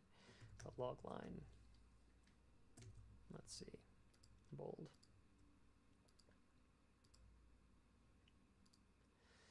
So we can read it.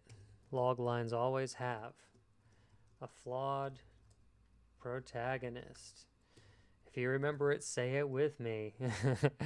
A flawed protagonist, an inciting incident, an obstacle to overcome, and stakes, which is what will happen if they don't get it right. So,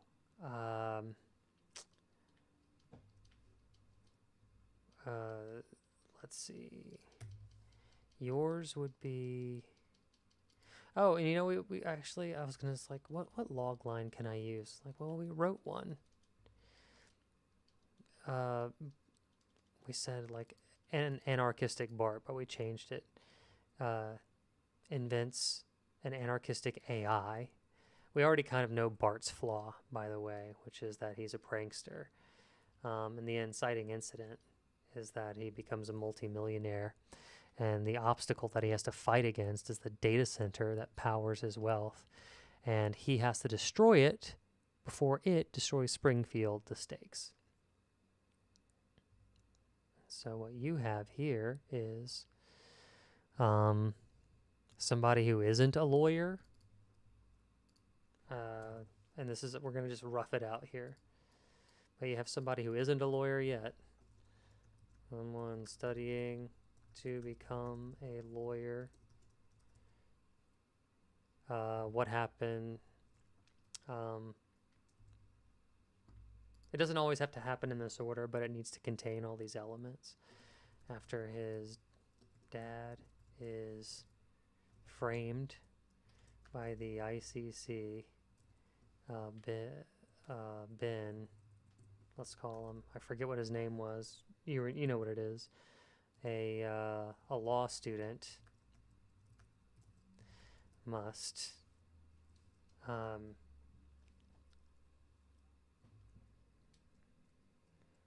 find a way to free his dad,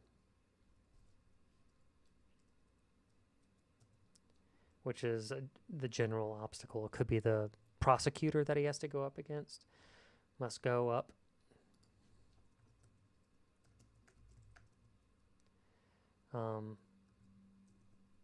An untouchable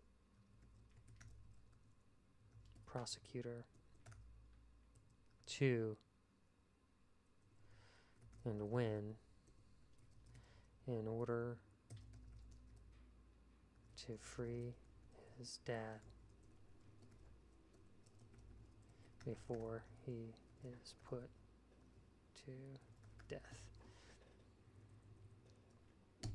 And people work on their log lines for weeks, months, change it after years. But people should know exactly what your story is and what they're getting into, and should be able to tell it to them in one sentence, and they go, "Oh, it's a legal thriller. I got it. Okay, cool." I like the fact that it's a law student. This guy hasn't become a lawyer yet, and he's still in school and has to figure out how to free his dad and go up against a world-class prosecutor. Those are great stakes. That's a very interesting story. That's your David and Goliath story, right? And we did it in one sentence. Let's see. I will not control the water supply. I like that. That's great. Will not control the water supply. Or how about this? What about I will not use Chat GPT to come up with jokes.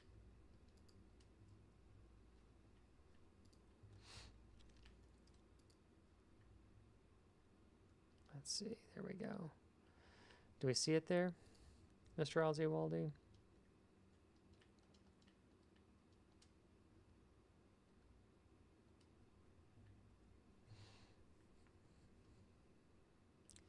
Frame for a crime he didn't commit. The prosecutor put him away as untouchable. He has 5 years time before the death penalty is issued, and he must combine his night and day to tear that old. Yeah, okay. Is it? Is what? Yeah, like I said, can you get it down to the one sentence? It doesn't have to be mine, but like I said here, can you even see it?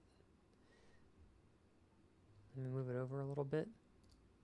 After his dad is what did you call your guy? Brad? I said Ben. Brad.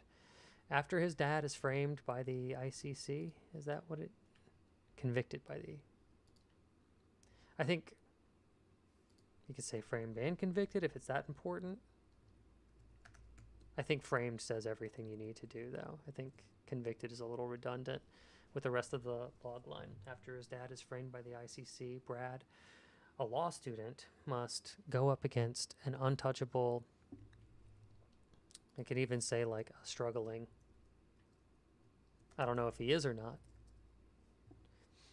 But how can you torture your character and make him the lowest of the low and like elevate him? After his dad is framed by the ICC, Brad, a struggling law student, must go up against an untouchable prosecutor and win in order to free his dad before he is put to death. And like how it ends on death because it's punchy, right?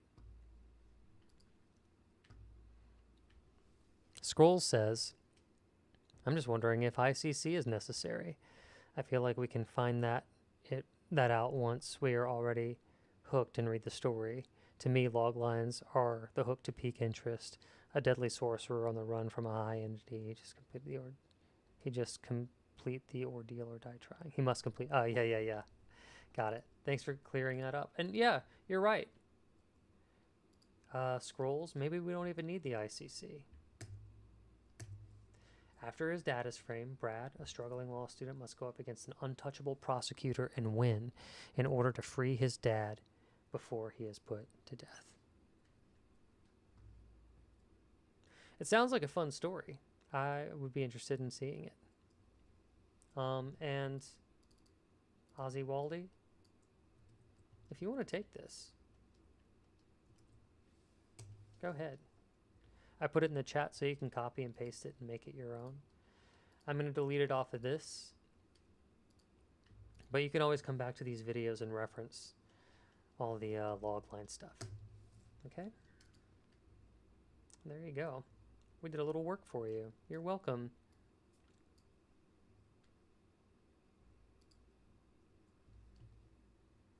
Oh, nice. Yeah, they kind of take on a life of their own once you follow the formula, right?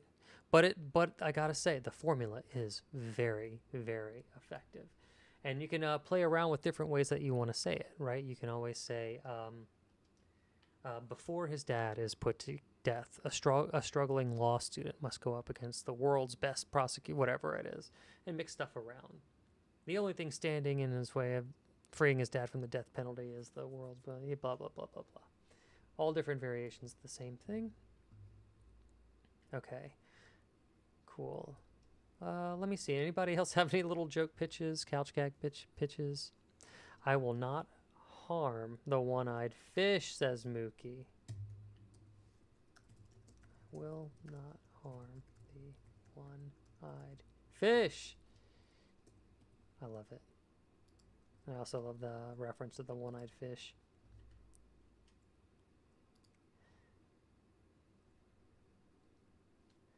Okay, okay. Well, that was fun, doing a little couch gag.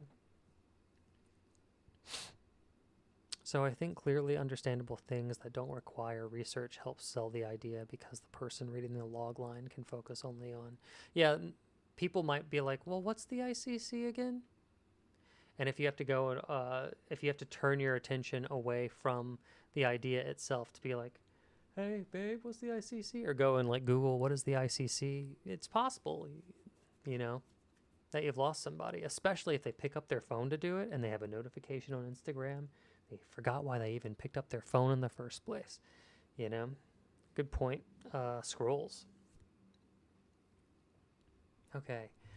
Here I want to go back up and we say, how do you guys feel about changing Homer to Bart here to make the story a little bit tighter? How does Bart accidentally destroy Lisa's saxophone? That way, they kind of blow up and then in Act 1 and then come together.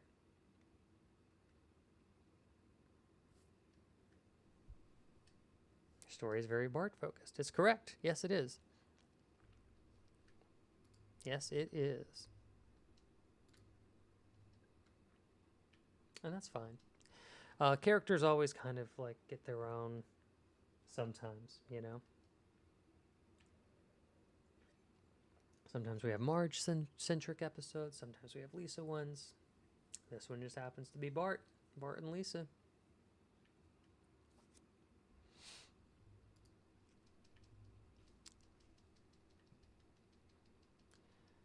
So I guess Bart should be the subject. Yeah, I agree, right? That's kind of what my thinking was too. So here we owe a scene of, we said that we were going to set Springfield in the summer. So maybe let's tie in how the summer being blisteringly hot ties into Bart destroying Lisa's saxophone.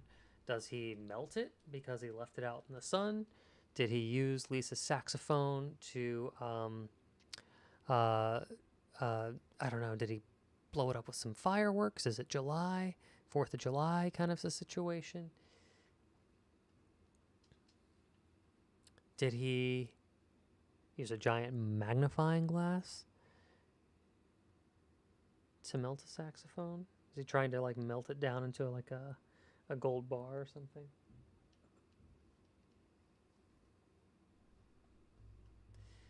My writers, my digital writers room. Yeah. After the stream, my love for log lines of...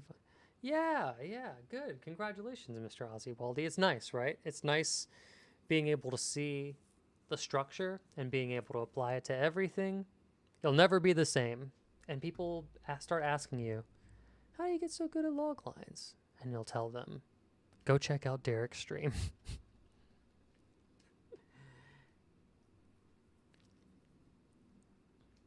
Okay.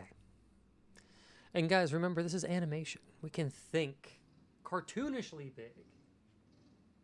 How do you visually portray a scalding hot summer?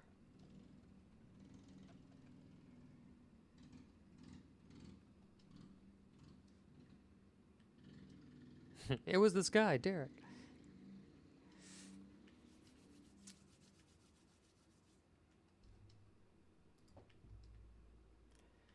And if you guys want me to do the heavy lifting, that's fine too. I know it's tough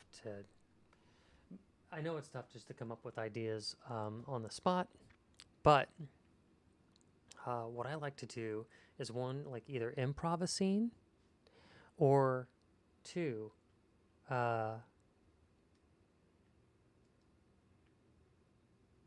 write the bad version first and let everybody be kind of snarky about why it sucks and say, well, then what's the better version? And usually that's it. With literal snake and a man dressed as Judas? You mean like from the Bible? Is that what you're trying to say? Judas?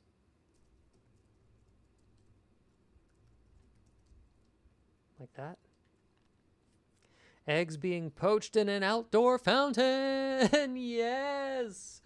Mookie, yes. Okay. Bart and Milhouse are sweating under the blistering sun. They walk past a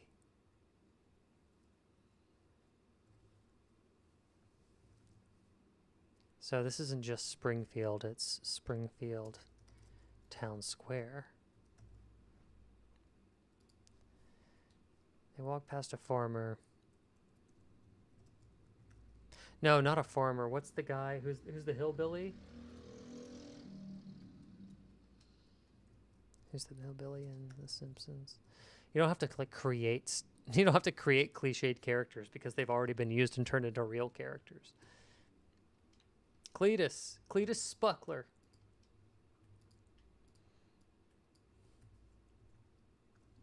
You walk past Cletus, who is using the boiling public fountain to poach eggs for his family. Cletus's family. Names in The Simpsons. Let's see. His full birth name is Cletus Delroy Montfort Bigglesworth Spuckler. Oh yeah, he has dozens of children with incredibly unusual names such as Crystal Meth, W, and Birthday.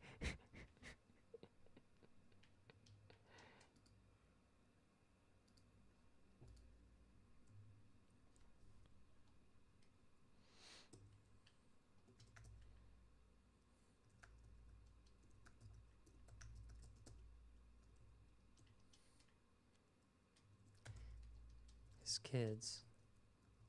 Crystal Meth, W, Birthday. Stand in line holding plates.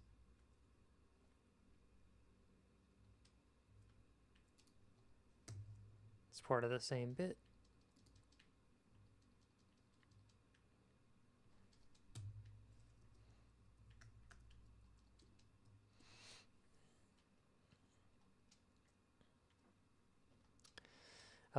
And what is he saying? Like, just like I like my wee spucklers like our eggs, like we like our animals poached. Something like that.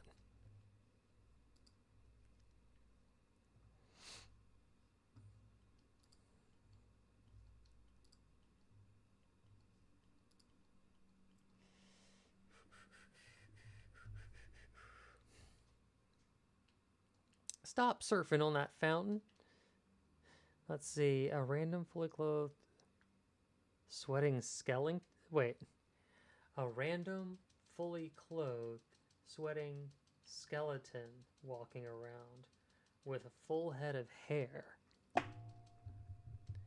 and applying sun lotion to the forehead. Oh, you mean like he already got burned to a crisp?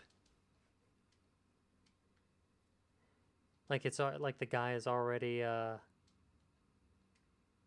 dead? Oh, okay. Okay. Can we make it like a Simpsons character or see like the or like do a reveal like somebody was if it's the skeleton it needs to like have a little bit more context like oh, I forgot to tell somebody was tanning and I forgot to tell them to flip over. And now they're a skeleton, kind of a Spoopy the skeleton.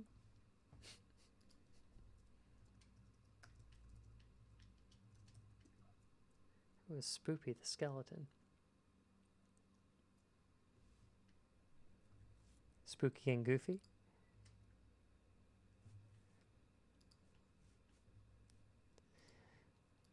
Is there something we could do with like this is gonna sound terrible online, but like hot bones? You know, like give a gag, like a put a hat on a hat, do something to the skeleton.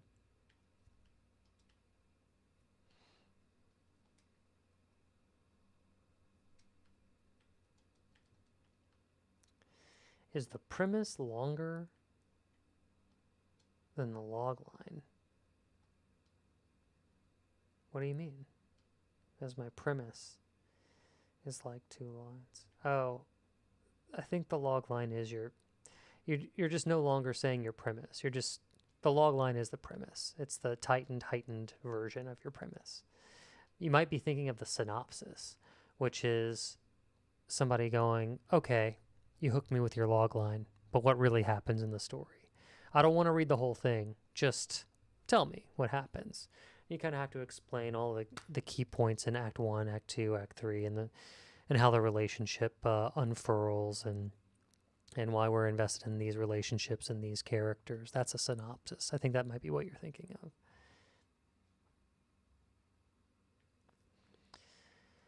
Spoopy the skeleton struggling with his beauty product, so he applies his homegrown product in front of everybody, failing each time. Yeah, what really happens in the story? I'm kind of losing the thread, Mr. Ozzy I'll be honest with you. But I did like that poaching the eggs, so we're going to do that. Millhouse. Whoops.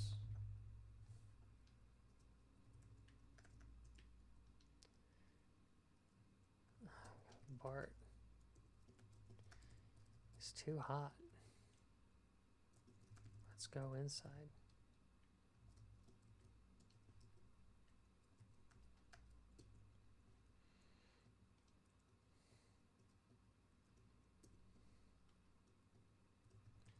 Millhouse, you don't get it.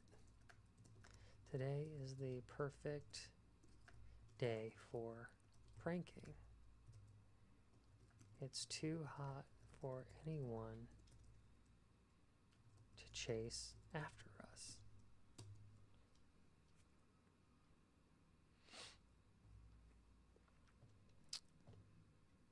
Another couch gag. I'll sell my children for that. You mean the chalkboard thing, Mr. Ozzy?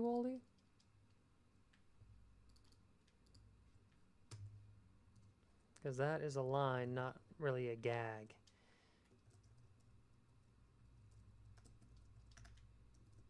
And remember, Bart's writing this. I will sell my children for that.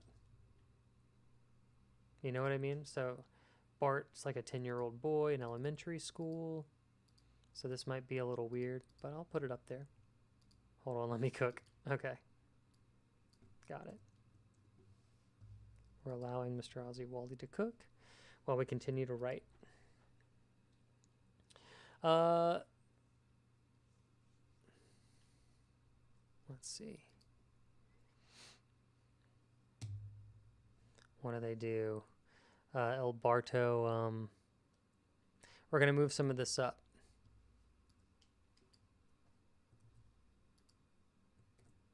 And we'll end on the damaging of Lisa's saxophone. And we don't need this meanwhile. On the fly adjusting. So Springfield Elementary.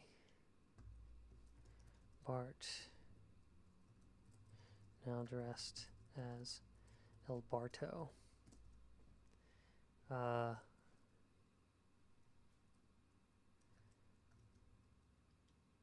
Spray paints. We have to be specific about the graffiti.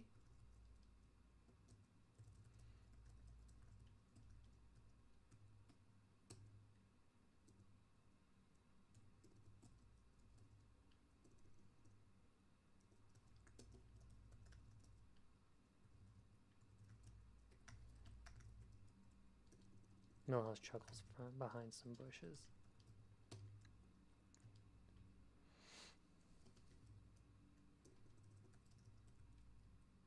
Groundskeeper. I think this is one word. Willie.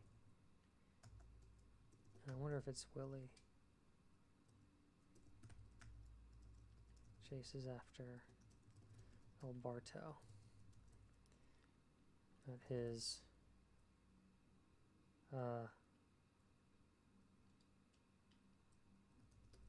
rubber clogs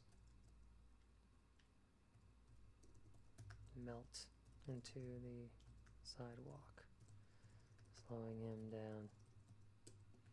He raises his fist and yells after El Barto.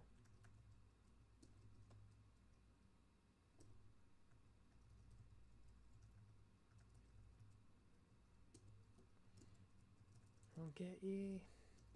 Right. Let's see.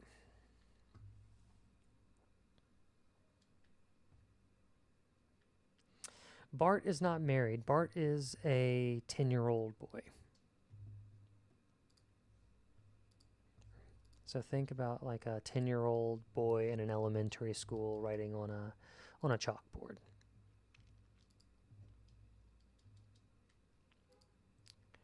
Let me see. Yeah, there you go. A 10-year-old little prankster, like a little Dennis the Menace or something. What is the graffiti, writers, that Bart can spray paint on the side of the elementary school?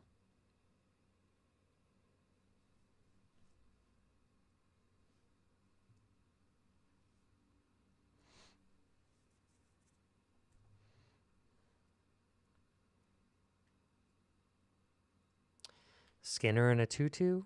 A giant butt? Bart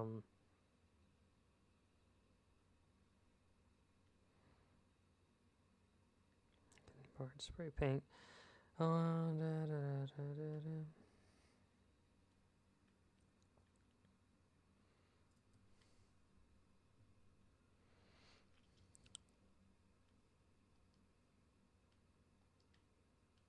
Spray paint come early in the episode with no other context. Mookie, pretty soon Bart's stuff is going to be graffitied as well. When this reversal of fortune happens and his skate park becomes a wasteland with brown sludge in the fountains and graffiti all over his nice shiny new object, because everybody's going to be a prankster. He invents this prankster AI.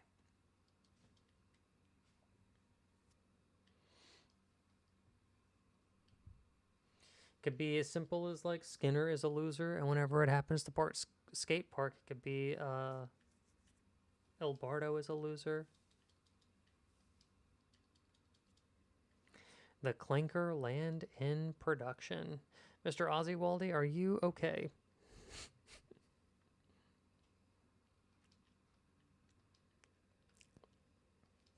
One second.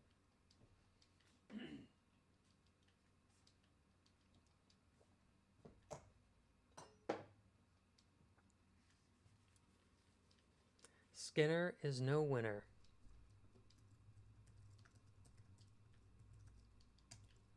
On the side of the school. Perfect.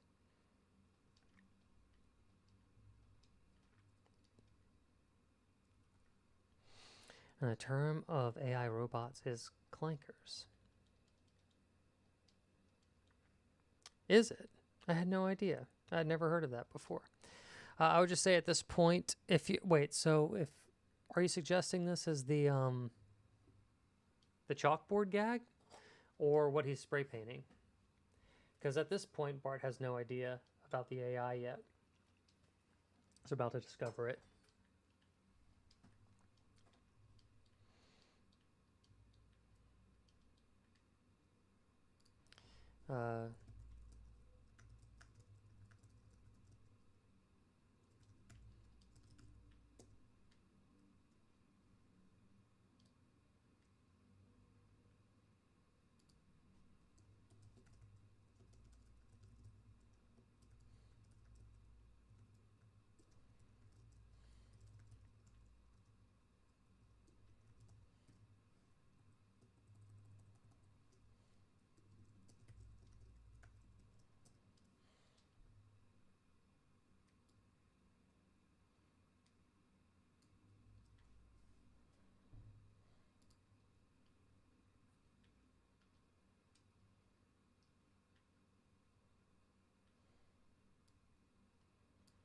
He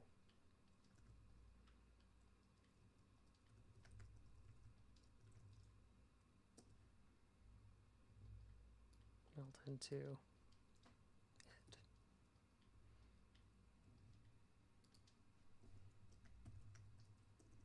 Becoming stuck.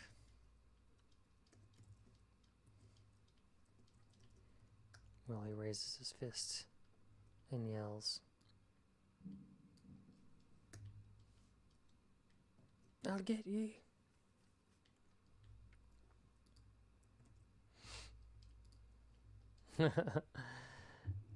It was for the graffiti. Okay. No. It's fine, Mr. Ozzy I was, it's just tough with how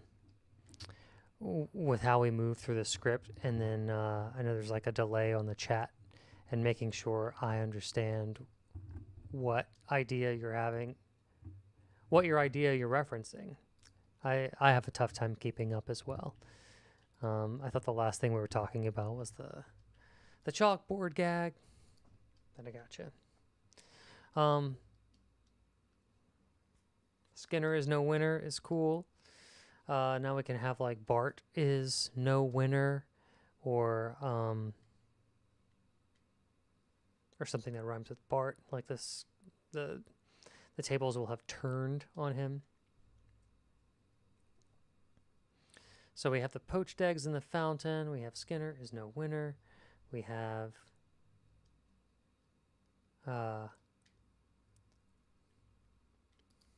interior Simpson's home. Bart and Millhouse clamor inside.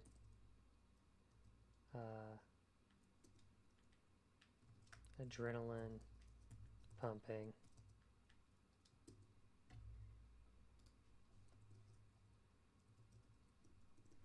Millhouse, what should we do now?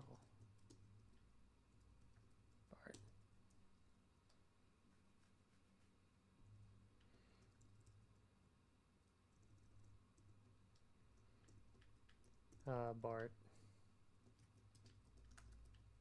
sees Lisa's saxophone.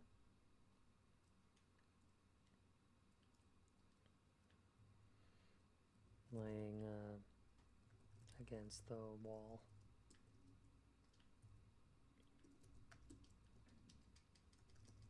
And to see how hot it really is.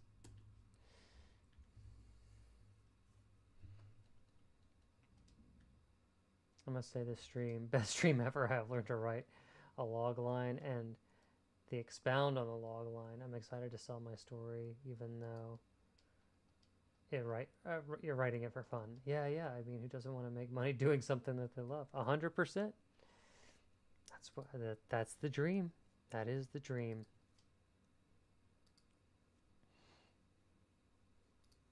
How does Bart destroy Lisa's saxophone? Everybody keep in mind, They're in the Simpsons' home. It's Bart and Milhouse. They found Lisa's saxophone lying around. How do Bart and Milhouse destroy Lisa's saxophone? Here I put even a little context.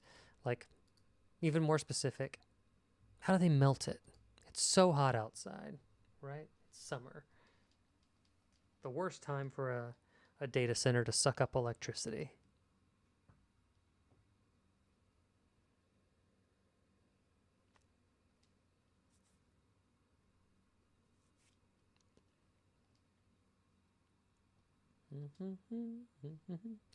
Ooh, and also, y'all,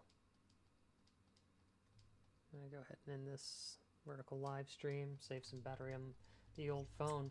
It's getting to be around 8:30, which means we need to get to a stopping point so I can have some dinner.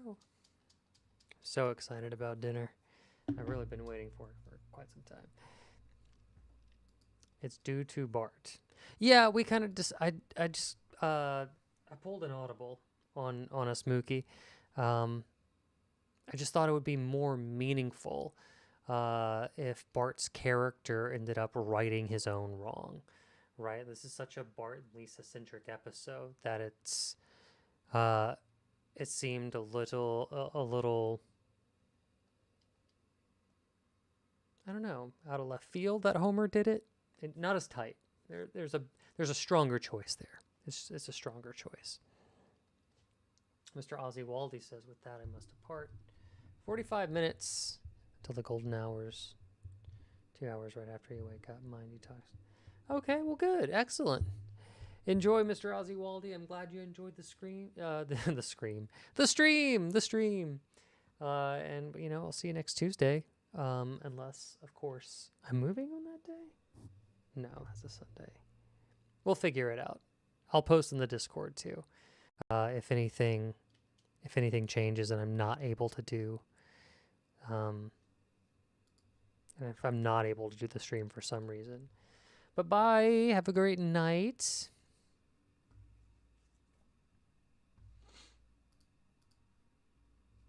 Let's see. Okay. Well, you know, if we don't, it's cool. It's cool. But we know what we owe, don't we? Don't we? So this will be a good place to come back to next stream. We'll kind of power through these scenes, flesh them out, and almost like a glorified synopsis in screenplay form. And then what we do is we just go through and try and make each scene better. Do we have the maximum amount of jokes? Does the scene have a clear beginning, middle, and end?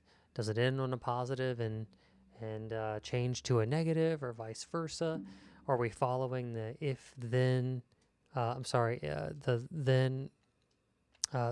the but and therefore rules? Does it seem propulsive? Are these actions true to our character? These are things that we're going to have to ask in every single scene once it's all laid out. So keep that in mind. And I guess if you can, subconsciously, think about some things that you'd like to see happen in these scenes. I know it's tough, like once the stream ends, like you don't have a visual representation of the entire script like I do, but still, I love everybody's ideas, and you guys are brilliant and funny, and I love hearing from you guys. Also, this is your reminder that if you are writing, to go ahead and save your work. If you're working on something, hit save. Save that work, back it up, and don't let all of your brain power go to waste. Mookie MC, that makes sense. Maybe he panics and fills it with water to try and put out the fire because it's so hot. Yeah, but would water ruin a saxophone? I'm trying to think. As a saxophone player. Yeah, and even wifey was a saxophone player, and they often played in the rain too. Like I think water damage if it did happen, would be very minuscule. We need to like ruin this thing. It needs to be something so hard for King Toot to repair that it costs an astronomical amount of money that the Simpsons do not have. Yeah. Okay, so y'all keep brainstorming. I'm gonna go ahead and end the live stream over on YouTube Live, but for everybody sticking around on Twitch, let's see who is writing right now. I see Siren Wire is writing. So that'll be a fun person to raid. I don't think we've raided them in quite some time. Let's see, Siren Wire. Always a big fan of people doing good writing work. So if you're going to stay on Twitch, let's go support Siren Wire. And if not, I just want to say thanks so much for hanging out and giving me your time. Like I say this every week, and I'm going to keep saying it every week. It blows my mind that anybody wants to like come and hang out and write and be creative with me and share this space. I'm certainly glad that you have. And Scrolls, it was great to see you again, Mr. Ozzy Waldy. Thanks for coming in and sharing. Mookie, Legend, as always. Me Alpha, thank you for my little dancing dinosaur. One Pro, my goodness, I know you're gone now, but thanks for coming back, getting the Discord link. Drowning Devil, been here since the very beginning of the stream. Thank you for listening and writing your own thing with me in the background and contributing. Ink and Play, it's always so great to see you. And of course, Snacks and Games and Dogs, you are wonderful. So with that, we are going to raid Siren Wire. And thank you guys so much. And I will see you next Tuesday. And if anything happens with the move or something comes up and plans change, I will let you know in the Discord. All right, so that's it. Thanks so much, guys. I'll see you next Tuesday. Let's raid Siren Wire.